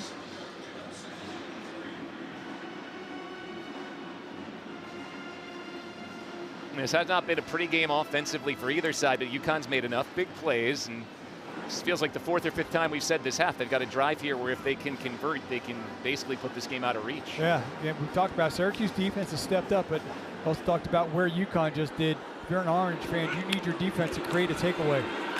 Edwards, foot in the ground, gets to the sticks and gains that extra yard as well. A 40-yard gain and a UConn first down as the clock moves to under 9:31 to play, and will start running again once things are set. We've mentioned a nice job that OC Gordon Samus has done today, and now he seems like he's going to start leaning a little bit more heavily on that run game, that zone ground game. And as you can see, the Huskies really no rush. I think you can see Jim Mora kind of sensing it there too. I just read his lips and said, "Come on, baby," as he gave a fist pump toward the offense here. He told us when you need some tough yards late to run plays out, it's Cam Edwards territory, and I'd like to see a heavy dose of Edwards here down the stretch. It's the tight end Lewis Hansen in motion. Right back to Edwards, avoids Joe, but in the backfield, Syracuse swarms. It's McDonald with the finishing blow after a gain of, actually a loss of a yard. Janice Jaquez combining with Derek McDonald. Yeah, they took that snap all the way down to 1 second on the play clock. Now, I almost think, you want to lead it down, but you don't want to give it to the point where the defense knows when to fire off. But yeah. I will say this, too. You just, come on, baby, like in a sense. Remember, we talked, again, this could be a great resume builder for a program trying to find a home in a Power 4 conference here. Now they got to show they can finish. And really tough to manage the schedule as an independent. You got to fill those 12 games each year. You kind of go to Delaware, the newest FBS team, next week. Pitch out. And a good hole for Edwards, gains about 5 before Gary Bryant, the third, smothers him. So 3rd and roughly 6 here for the Huskies. An interesting part too, I think, Bill, here, if you're UConn, 3rd and 6, you don't need to get a first down, but if you can get this to 4th and 1, 4th and 2, I think you're at point of the part of the field where I know he feels like his field goal kicker's got some leg, but you potentially get another down. Yep. Try to pick up that first, maintain possession. Bleed a little bit more time. See the OC there, Samus, has done a really nice job calling game today. UConn's only 3 for 12 on 3rd down. That's been a weak spot today. Have not picked up a 3rd down conversion in the second half. Vignano throwing for it, hit as he throws, looking for Bell, and that's a heck of a job by the 17-year-old quarterback Samuel to go step for step with him. And again, Syracuse's defense holds up. Samuel, big play, freshman out there on an island working against an excellent wide receiver. Working at the bottom, one-on-one, turns, runs with him. The concentration, the focus, comes back, uses that arm length, plays the ball. ESPN 300 prospect that at one point committed to Florida. Syracuse able to get him back in the mix. Here's Connor Stutz, who's already coughing, cornered one down at the 3. Kerr calls for the fair catch here and brings it in front of a screaming Victor Rosa at the 11. It's a long field for the Orange again. 7:15 to go, and they need 2 scores.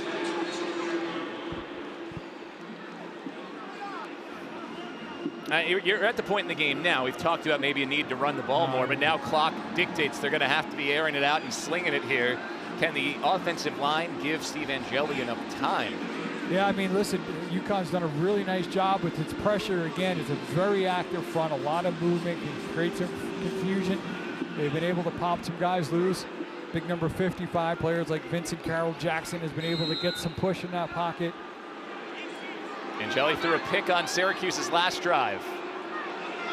Okay, UConn overload the right side of that line. Syracuse will run it the opposite way. You've seen Willis gets out toward the 17. It's a 7-yard gain as the clock will keep on winding. We've seen UConn stack sides of the offensive line at different times today, and that time Syracuse ran against it. Yeah, it was smart. There was nobody to the right side. Go right back to Willis again, and he powers across the 20 for a first down. Well, all game long they've been throwing it. Now you get into what seems like passing situations and back-to-back runs pick up a first down. The defense gave them a big run lane. They took it and made sure they moved the chains, got the first.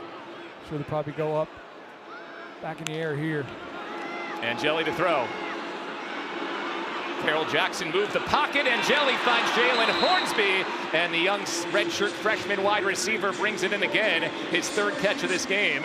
Syracuse has moved the ball about 32 yards already on the drive. Nice window there. Bobbled a little bit, able to secure it, looked like, before he got back out of bounds. 3 catches for 32 yards for Hornsby.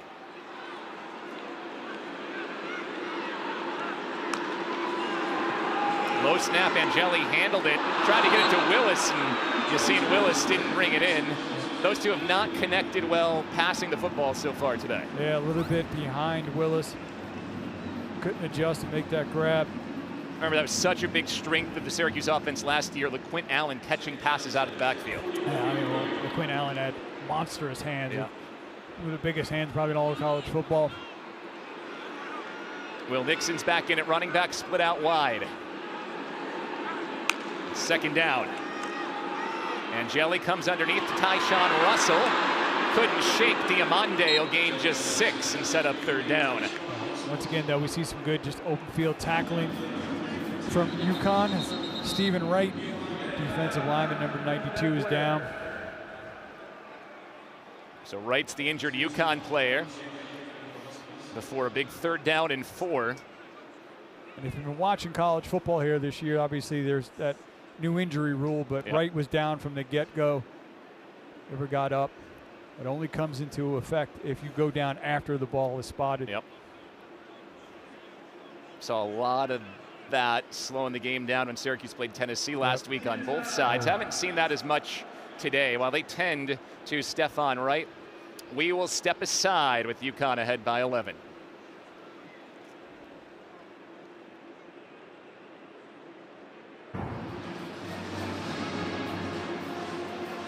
It's been a real long day for Fran Brown and his Orange offense. Still just 6 points on the board. 3rd and 4 coming for Syracuse at the Orange 47. Obviously a must-score drive to get it down to a 1-score game. So already likely in 4-down territory here. So 2 plays to pick up these 4 yards. Yeah, especially where you're at in the field. Pressure coming. Angeli throws for Ross Simmons, back shoulder, and it's incomplete. We'll bring up 4th and 4. Tyrese Mills was there covering Ross Simmons. Mills today has 6 tackles, 3 pass breakups, a hurry, and a forced fumble. He has been outstanding today. Almost feels like if you're not sure who to say made the play on defense, just go ahead and say his name. Penn State transfer in his 2nd year at Connecticut. Stepped into the starting role today. Big 4th down. Could be the game, 4th and 4. UConn bringing the house. Syracuse holds up. Angeli hits Ross Simmons in stride. And Justice Ross Simmons with the house call. Touchdown, Orange.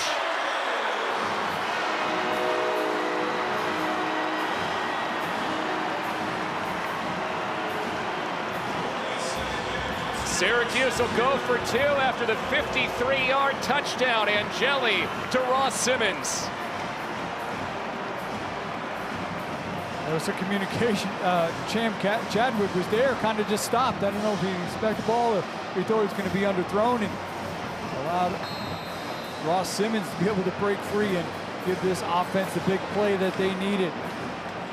Syracuse can make it a 3-point game if it hits on the 2-point conversion. Orange were 0 for 2 on 2-point tries against Tennessee. UConn blitzes again underneath Ross Simmons. Pitches to Nixon and he's taken down. Wow, Tyrese Mills again as he snuffed that one out. Yeah, so they were working that yesterday in practice and had that kind of in the back of my head and they executed, but Tyrese Mills just doing a great job. Going back to the touchdown, number 13, Cam Chadwick, the redshirt sophomore, was going to be in coverage. He's going to go down the side. You see it's at the bottom of your screen. He's working against Ross Simmons. He's there. He's following the football, and he's stopped. Ross Simmons smartly keeps going. Angeli hits him in stride. And then you see him there working. Chadwick is there. He stops. And then you see Tyrese Mills there with the shallow angle. They bring pressure, get the protection, and then a nice throw there from Angeli to hit Ross Simmons, and then Bill on his 2-point play, trying to go a little bit of trickery, going inside on the tunnel screen, flips it back to Nixon, but number 14, Mills, has had a great game today. They're in position to make the tackle. So now Syracuse within a score, 17-12. They've asked their defense to make a stop on 4 straight drives. They'll ask them to do it once more. Have a chance to definitely feel like steal this one the way this game's gone today. UConn will try to run out the clock here as Jaden O hammers the kick down and Mel Brown will let it bounce.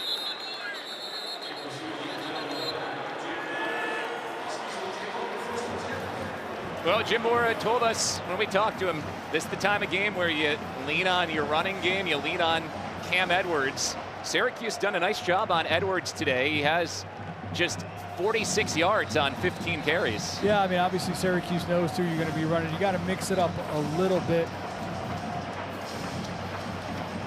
You see to continue. Obviously, Edwards really strong within that zone scheme of theirs. The fans who remain making a lot of noise, and it echoes in this building. Big shifts for UConn. Edwards behind Fignano. Edwards first down run, big seam, Edwards almost breaks it. Chestnut wrestles him down at the 50, give him 26 yards. They're working that 12 personnel, 2 tight ends, as you mentioned. They shifted him over to the right, and that's where they're gonna go. See number 86, 78, 73, doing a nice job creating that seam there that Edwards exploits. Put it right at the 50. UConn will let that clock wind. Both teams with their full complement of 3 timeouts. We'll go under 5 minutes left in the game before the Huskies snap it here.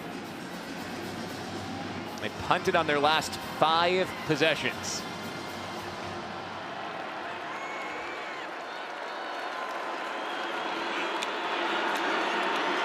It's Edwards again. He goes to the left this time and surges ahead. Very strong first down run. He gets 7 yards. Yeah, Bill, they just essentially just flipped that play from the boundary to the field side. Tank Wilson is down for Syracuse.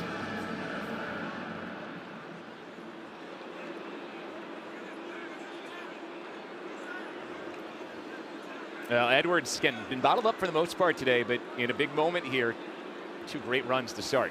Yeah, they're doing a really nice job leading on the strength, and that's the whole thing with that outside zone, just pushing things, trying to create a seam, and Edwards has such good vision. Twice being able to find it, working it to that left.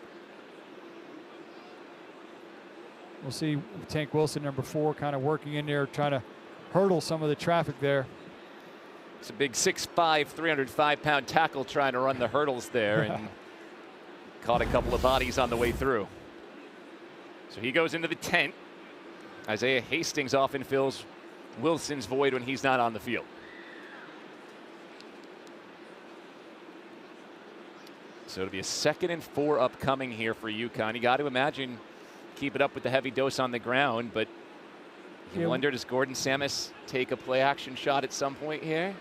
Well, I think here, so I was just thinking, say keep it on the ground, but here in the second and short, you got an opportunity where you're at in the field again, even on third down, potentially don't need to get a first. You can get it to a 3rd and 1 where you're at. Maybe you try to push forward, get a first. So I think you could play a little bit, so to speak, with house money on this second down. But again, I don't think you need to.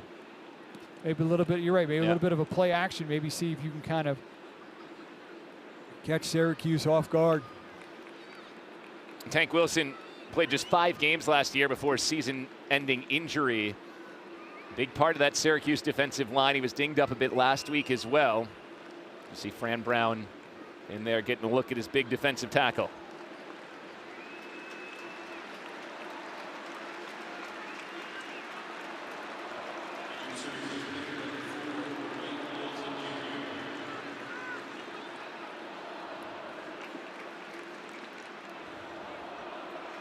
Now, if you're joining us late here, Syracuse stopped on 4th down inside the red zone twice early in the game. UConn scored the opening touchdown on a trick play. Wide receiver John Nader with a pass to tight end Alex Honig. They got a big Mel Brown 45-yard touchdown run, led 14-6 at the half. Syracuse just scored on a 53-yard Justice Ross Simmons touchdown. Missed on the 2-point conversion. 5-point game, 4:30 to go. Clock running, 2nd and 4 UConn. Yeah, with that injury timeout, UConn had a little bit of time to think. Like I said, it's an interesting second down. There's quite a few ways that the Huskies can go with this. You can get greedy here, but you just stick with what you're doing. That's the decision for Gordon Samus, the offensive coordinator, with Edwards behind Finiano.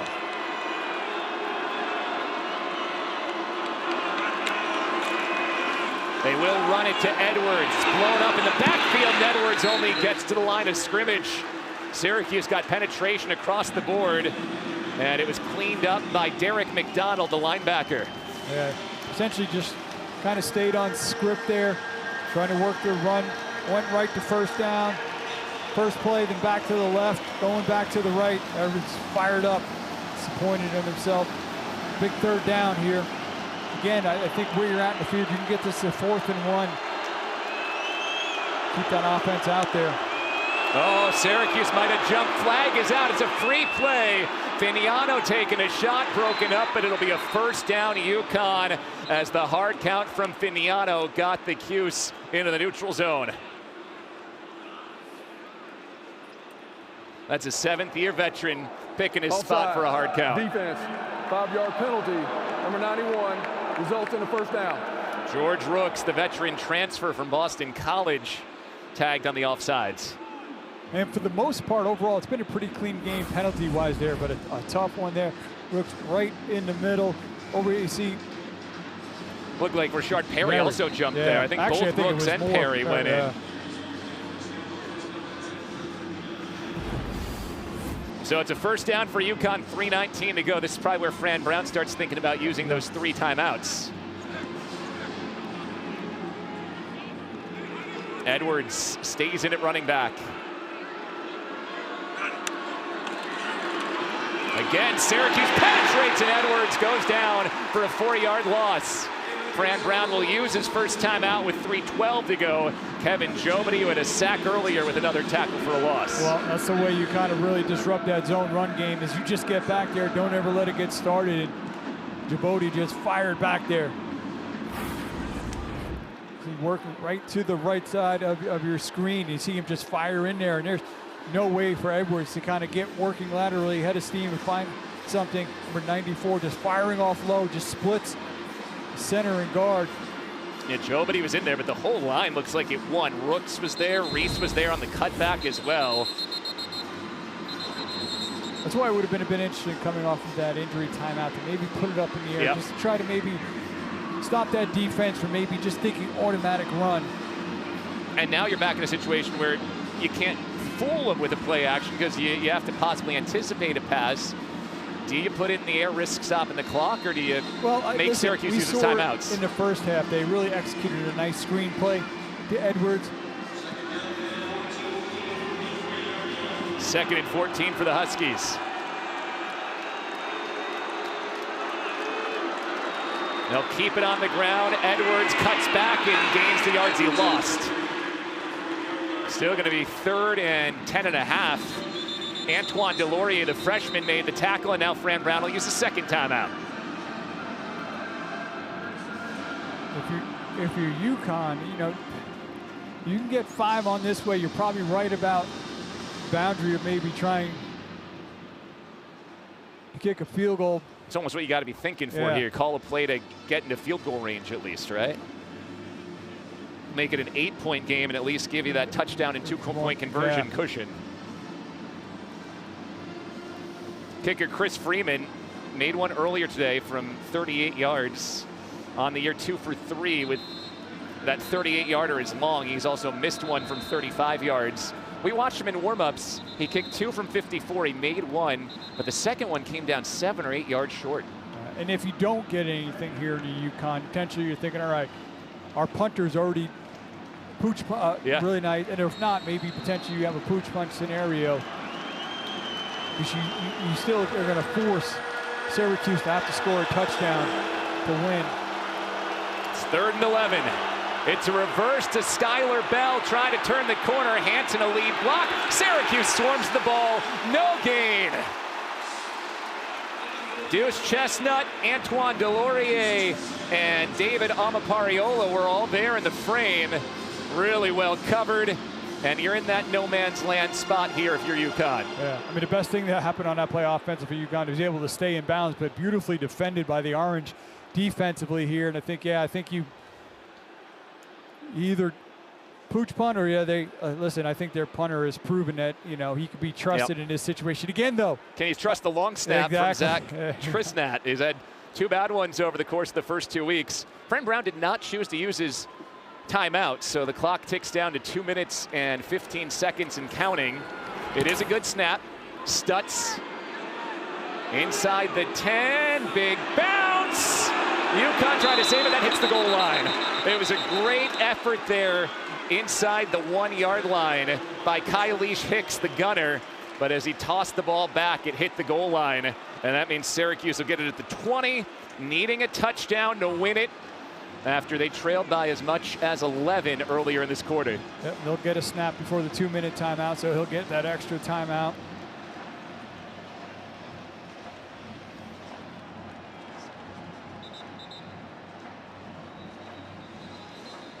Again, Bill, you got to go back to 2021, the last time that Fran Brown was a part of a coaching staff that lost 2 games in a row. It has not been a pretty day overall, but his offense is in a position where it wants to be in control. Steve Angeli is 24 for 43. He's thrown for 333 yards and a touchdown. Syracuse has 1 timeout plus the 2-minute timeout and 2:06 remaining. Angeli starts the drive under pressure, dumps it underneath, and gets Nixon with the 2-minute timeout behind him. He'll take that 7-yard gain in the middle of the field and set up 3rd and 3. Well, it has been ugly for the most part here, but Syracuse has the ball with a chance to go down the field and win the game. We've hit the 2-minute timeout.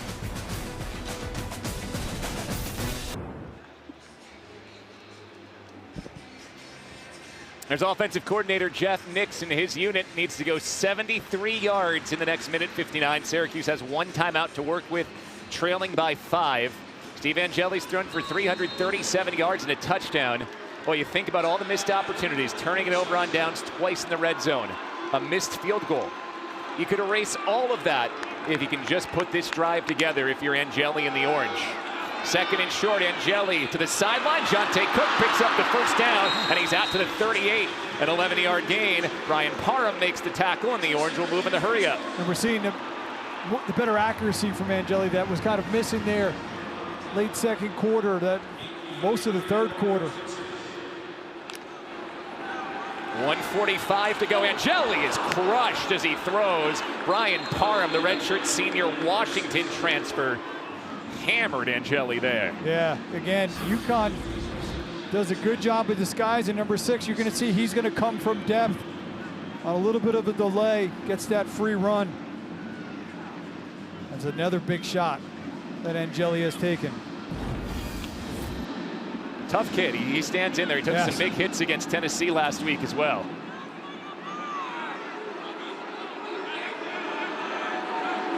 2nd and 10.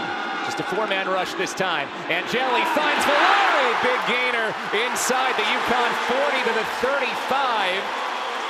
It's a gain of 26. Valari, who was so crucial at the end of the first half when they're able to kick that field goal. There they get a little bit of time. He finds a window. 1:30 to play. Angeli rolls out. There's Jonte Cook again. Had it and lost it out on the sideline. It is a completion and a gain of 4. Valari's now up over 100 yards receiving today.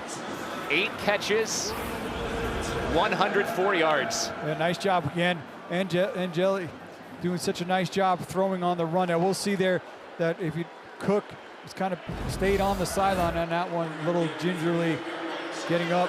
Came into this game a game-time decision. Tyshawn Russell takes Jonte Cook's spot. Pressure coming. Angeli, a sidewinding throw. Russell brings it in. It's another Syracuse first down. Angeli had to change the arm angle there with pressure in his face. Yeah, again, so poised. UConn again, only kind of bringing 4. Almost the Huskies have been able to get there. I think you got to keep dialing up that pressure. 1:24 to go. Syracuse has 1 timeout to work with.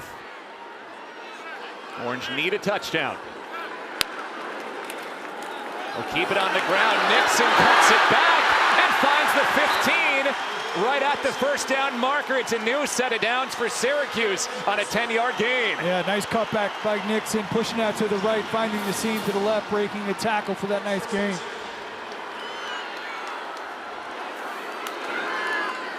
Play action. Angeli to the outside. Ross Simmons the catch, and he shakes off Chadwick out at the 6. 2nd and 1. 1:03 to go. Do you start to think about clock management the other way now if you're Syracuse here? I think you worry about getting it across the end zone, which has not been easy today. I do bring Yassine Willis in here. Obviously now you have the full playbook that you can work with 1:03 to go in that timeout. Yeah. It's got you tight end working to his left. Willis surging over the 5. 1st and goal. Syracuse down at the 3. This drive, a little bit more sense of urgency, mimics their opening drive of the game. Now, they couldn't finish on that drive. Can they finish here?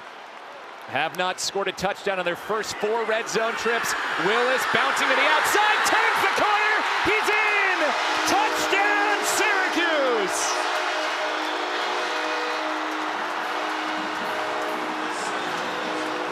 Yassine Willis puts the Orange ahead with 48 seconds to go. And now you need to go for 2 to try to build the 3-point lead.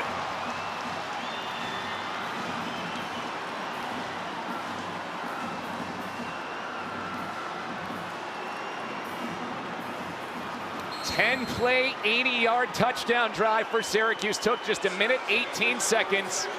And now Syracuse looking to go ahead by 3 and at least be protected against a field goal winning it for UConn.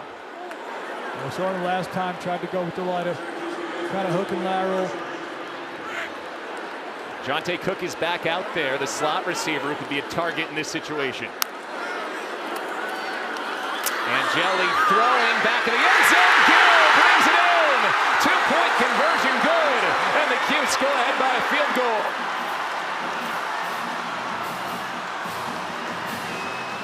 Well, it was ugly all game long.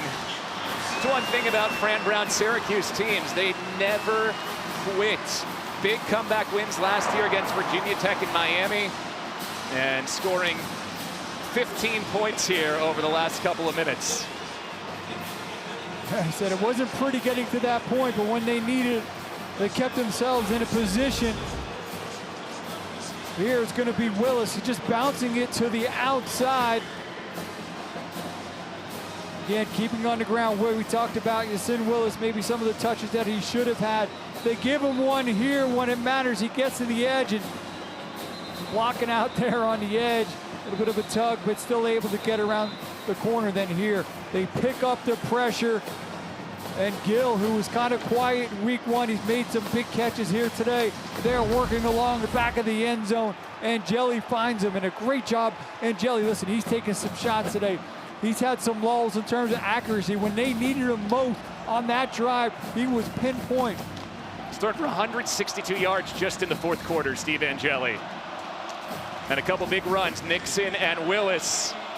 Now Syracuse's defense needs to make one more stop. They forced 6 consecutive UConn punts. Jaden O kicks it over the top of Mel Brown. UConn starts this 25, needing a field goal to tie and a touchdown to win. The Huskies do have all 3 timeouts. And if you're Syracuse, first job number 1 is to know where number 1 is, Skylar Bell. He's the big play threat within this offense. I think if you're Syracuse, you've seen Fignano, the UConn quarterback, escape at times, not the most mobile quarterback. If I'm Syracuse, I'm trying to get in his face, dial up some pressure, force him to have to try to make some throws without getting his feet set. That is Skylar Bell, the biggest playmaker for UConn there on your screen. He is matched up with the 17-year-old cornerback, Demetrius Samuel. They got Chestnut shaded to that side. Fignano looks the other way, uncorks one. Oh, Porter wasn't looking, ball's up in the air, and incomplete. It hit Shamar Porter in the face mask, but he didn't get his head around. And Brahim Long, number 0 there for a big chance to seal that game. He got it. He had his receiver and just, as you mentioned, either off his shoulder pass or his face mask, and Law just outside of his fingertips. Big chance for Syracuse for a turnover there. 2nd and 10.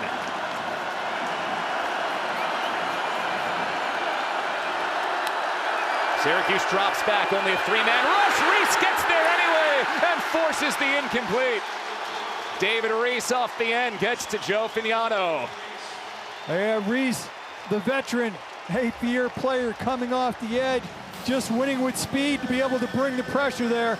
So I mentioned, you can get after Fignano.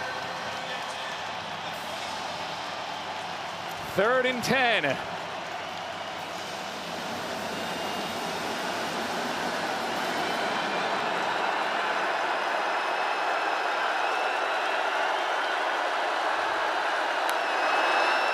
Four-man rush.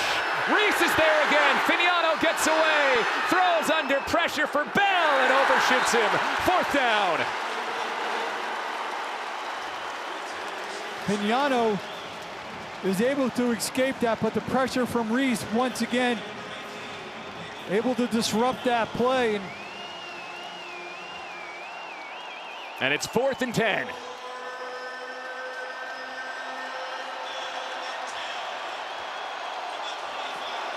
They disperse, and they've got all their complement of timeouts to work with. They've got to get this first. 3-man rush. Fignano down the seam for Bell. He brings it in. Skylar Bell, a one-handed catch under pressure, keeps UConn alive. That's, again, I think he's one of the more underrated wide receivers in all of college football. When they needed a play, said you got to know where number 1 is. They had coverage there, but wow, what a catch from Bell.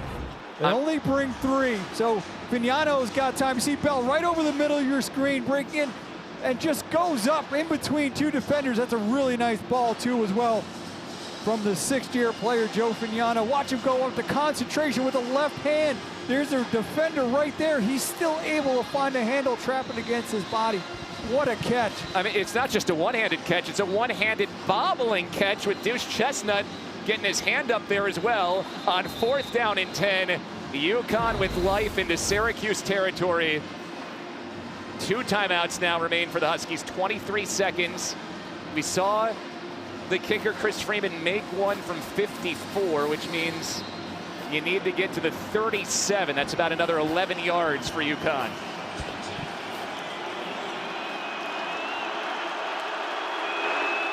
Four-man rush. Fignano over the middle. Oh, nearly intercepted. Coverage by Long. Deuce Chestnut had a shot at it as that ball was intended for Ty Jaukio Bowman. Yeah, Long there with the coverage as well, a little bit behind. There's the grad student kicker, Freeman. He's made 3 over 50 in his career. As Long, 53. They've got 2 timeouts, plenty of time to work their way in the field goal position. Vignano, a quick hitter on the money to Skylar Bell. He's wrestled down there by Samuel. A gain of 9 and a UConn timeout. How about the 17-year-old Samuel continually being matched up here with Bell in crunch time? Yeah, shows the confidence that they have in him. Big time recruit for them at one point. Committed to Florida, able to bring them across the finish line. And even you saw it last week, there were highs and lows, but one thing about Samuel is he has shown that short-term cornerback memory where line up, it's a new play. 11 seconds, now 12 seconds to go as they've added a tick on here after the timeout. UConn's had the ball to 39, so right now it'd be a 56-yard field goal. That would be a 3-yard career long for Freeman. So at minimum, you're hoping to maybe gain 5 to 7 yards here, make it a bit more manageable for the grad student kicker. Well, you still get, you still pick up that first. And the whole reason UConn is here, Craig, is because of this unbelievable grab by Bell. Yeah, again, I mean, it was a beautiful throw in between 2 defenders by Vignano, and then Bell just helped his quarterback out by going up and making a beautiful catch.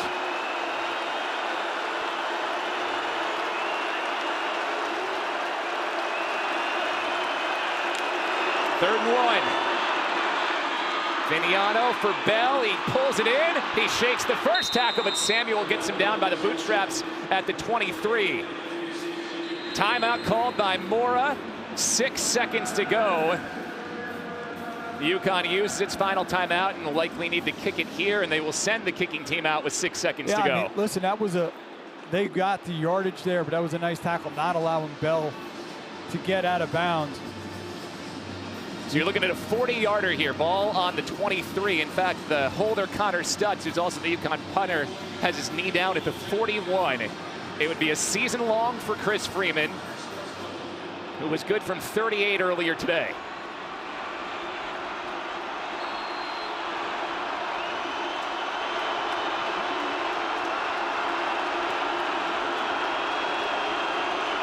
Freeman trying to send this game to overtime. Snap is good, kick is good. Put it inside the right upright, and this game is tied with a second to go. Good poise by Stutzman too. He bobbled that snap a little bit, recontrolled it, got it down. And Bell, we said we got to know where number 1 is. Made 2 key plays on that drive. One to keep it alive with that 4th down catch, and then that one right before the kick. They put it in a more manageable kicking situation, and Freeman delivers. So Syracuse was down 17-6 with about 6 minutes to go in this game. Scored 2 touchdowns to build a 20-17 lead with just 42 seconds to go. UConn converts on 4th and 10, gets into field goal range. Freeman comes through, and barring something bonkers on this kickoff play, we're headed to overtime.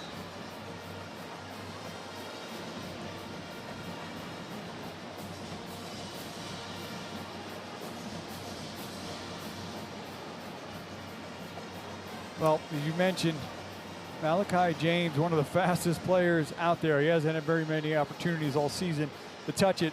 You said it's not a matter of if when. Does he get an opportunity, Bill? That's what he told the reporters a couple of weeks ago. This kid ran a 10-1 100 meters in New Jersey last year, set the state record at the high school level. That being said, Freeman's been pretty good at kicking touchbacks all season long. And he hammers this one, so he'll kick the touchback as well. You'd imagine Syracuse will sit on the ball, take the knee, and take this one to the extra session. Yeah, I mean, listen, to be in this situation, if you're Syracuse with the previous probably 57 minutes. Yeah, you would have signed up for it any time in the last 3 hours until about 15 minutes ago.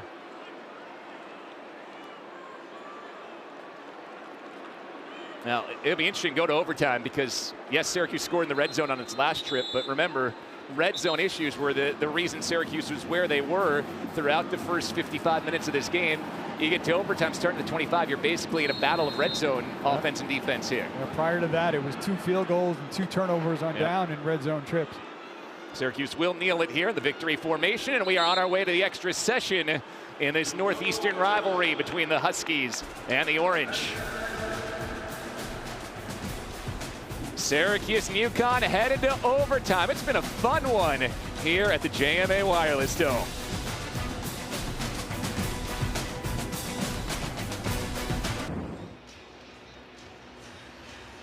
Headed to overtime, UConn and Syracuse tied at 20. I mean, for a long ways, it didn't look like we were headed in this direction. Syracuse's offense had really struggled, but they go 73 yards for a second consecutive touchdown drive to take a late lead. Yeah, despite some struggles, they got themselves in a situation towards the end of the game to be in control. There, Yasin Willis bounces it, punches it in there on the two-point conversion. He hits Gill along the back of the end zone.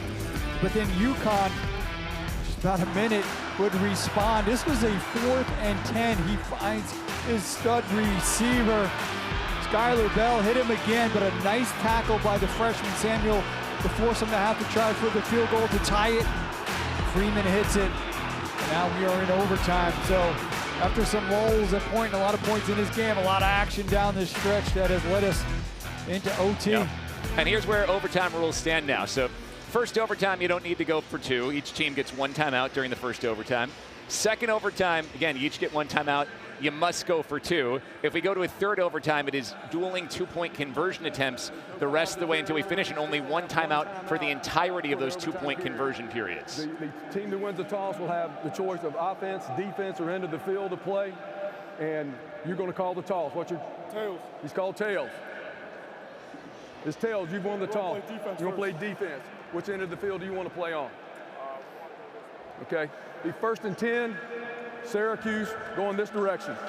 So UConn wins the toss. They get the benefit of playing defense first. Syracuse elects to go toward its band and student section here. I thought it was interesting that the other team's center and one team's quarterback were the 2 guys out there. And that center, Wes Ho, remember he started his career here at Syracuse too. All right, so you see it here. We just talked about it a bit. The overtime rules. And you get to the third overtime, it's just alternating 2-point conversion. Syracuse had plenty of practice with that today as they went for 2 on each of their last 2 touchdown attempts. Do you think maybe they regret maybe that hook and lateral didn't work, but pulled that out of the bag really quick? Yeah. So the Syracuse offense takes the field first. You know, one thing to think about, they did score in the red zone on their last drive there to go up 20-17, but before that, 4 trips to the red zone, 2 turnover on downs. And then he had the 2 field goals. It's basically is a red zone battle once you get to overtime. Syracuse starts overtime with a run. Not much there for Nixon, who tries to push the pile, but is stood up. Stephon Wright, who was down on the field a bit earlier, injured, back in the game and makes the tackle. Yeah, and Vincent Carroll Jackson also all in there. See number 55, number 92 in your screen. Those 2 big men not giving up any ground. You know, if you're Syracuse here too, you're still not super confident in your field goal kicking game. Trip Woody, new kicker, made a couple shorter ones, missed a longer one. UConn just saw its kicker make a big kick. You don't want to leave it to special teams here. And second down, Angeli to the air. Hits Nixon over the middle, cuts it back and gets the first down. A 10-yard gain as Nixon alertly picked his spot to fall forward. Yeah, just a good job again. You see the poise from Angeli kind of going through his progressions, ultimately checking it down to Nixon, getting the first down. It's a 4-man rush by UConn. They do a nice job picking it up, comes right down underneath to Nixon. Sends Angeli over 400 yards passing. He's thrown for 404 yards today. Play action, gets it out to Jonte Cook. It's well blocked. Cook cuts it back inside the 10. Syracuse takes 7 yards on first down. 2nd and 3. Lee Millette, the safety, on the tackle. They're blocking out the edge, but UConn did a nice job just holding their ground. He forced to cut it back inside, making the tackle. Syracuse going quickly. Right back to Nixon. Tries to slither in a small gap. And he's down just shy of the first down marker. It'll be 3rd and less than a yard. Ben Smiley, the defensive end, makes the tackle. Remember we started the game down here. It was a 4th and 2, and they got stuffed. Can they pick up the first here? 3rd and 1. Syracuse to the air for Ross Simmons. Along the sideline. Touchdown! What a grab! Just as Ross Simmons. Syracuse scores in overtime.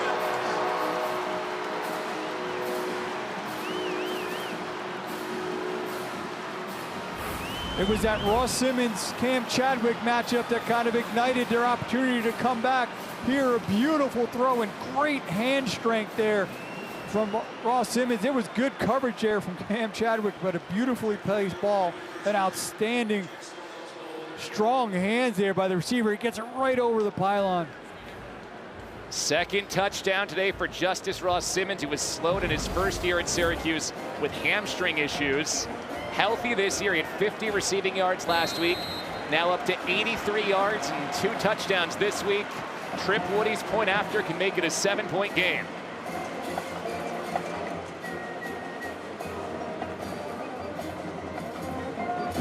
And Woody delivers. So Syracuse scores to open up overtime. You mentioned the strong hands. That is a heck of a grab by Ross Simmons. And Jelly puts it where only his receiver can get it, and he does it.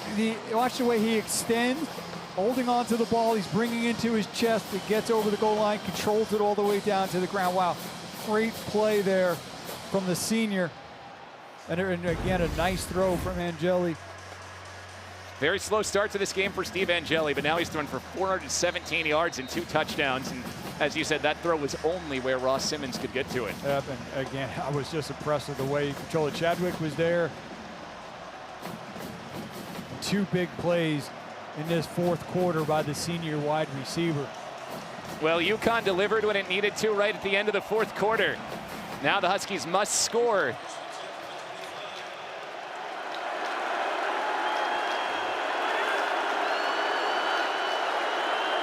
It's Hansen into the backfield. Edwards on the first down run is going nowhere.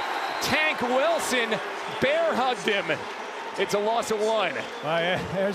He was helped off the field a bit ago. He's looking pretty good now. The big man Tank just crushing everything in his path down here. You see him against his zone, the way he works, maintaining leverage, just working right down the line. Syracuse defense coordinator said against that zone, you got to be in your gap, die in your gap. That's what Tank Wilson did all the way to make that play.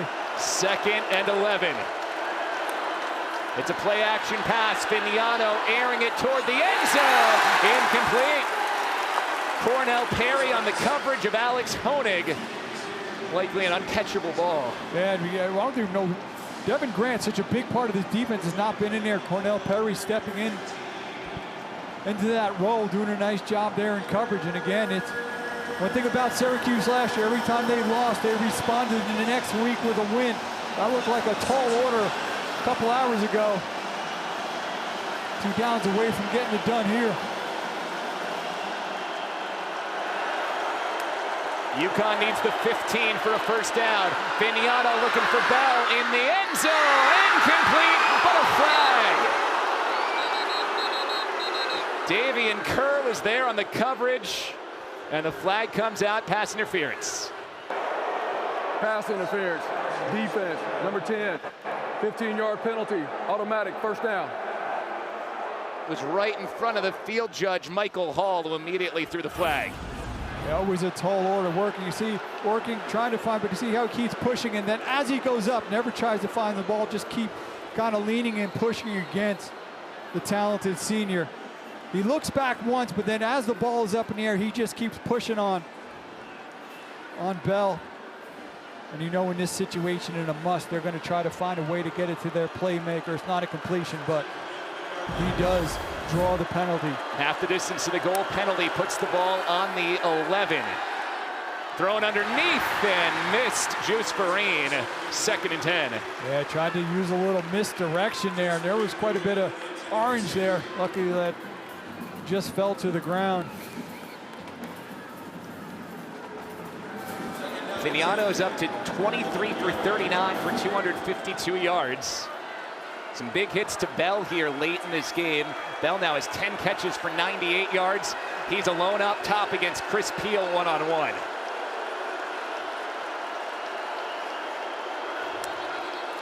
We got whistles and a timeout.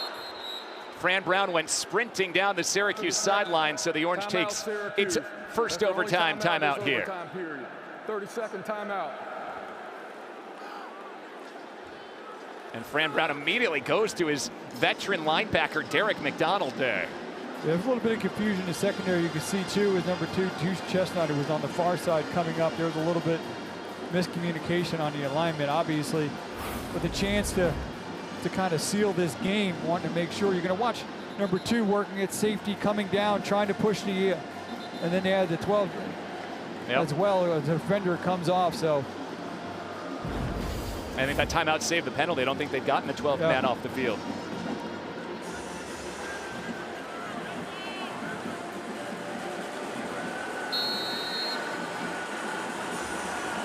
Gordon Samus pulling the strings for UConn, the offensive coordinator, before a 2nd and 10.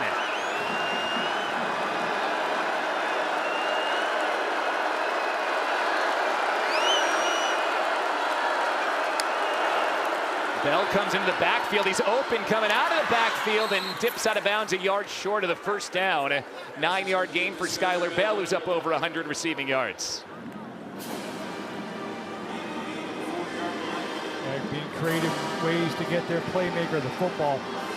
They could also pick up at first without scoring. You get a first down at the 2-yard line. Play action. Fignano's pass is broken up. Antoine Delorier, the freshman linebacker, soars in, and the game comes down to a 4th and 3. Yeah, tried to pull it there. Delorier, again, a freshman stepping in, got the call pretty late before game time, finding out a week ago he would start against Tennessee.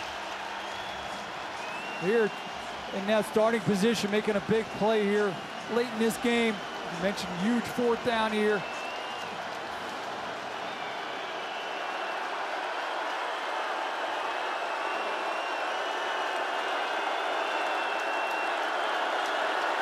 UConn needs the 2-yard line to extend the game. Fignano to the end zone, incomplete. Syracuse wins. It's Delorier again with the breakup.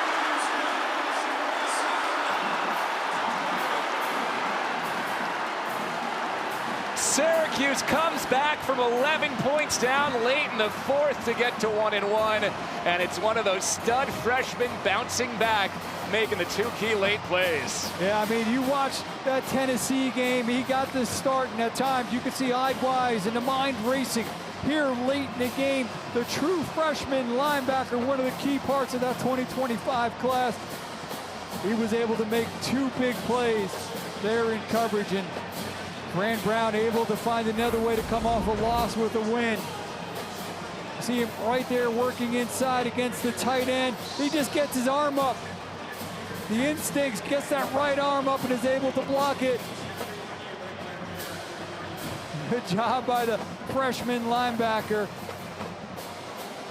And Fran Brown told us yesterday he hates losing, but he loves getting better. And you know what? As the game went on, that orange team found a way to get better and get it done. It didn't look that way for 53 minutes or so, but the last 5 minutes plus overtime, some real growth for a young team to get that record to 1-1. Fran Brown talking to Skylar Bell.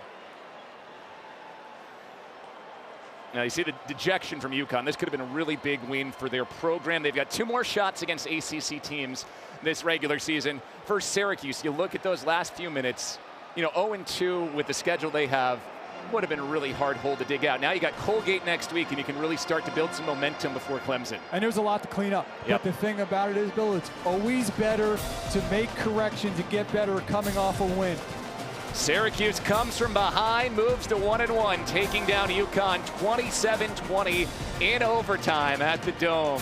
For Craig Halbert and our entire crew, Bill Spalding saying so long from Syracuse, New York, where the Orange are winners by the score of 27-20. This has been a presentation of ESPN.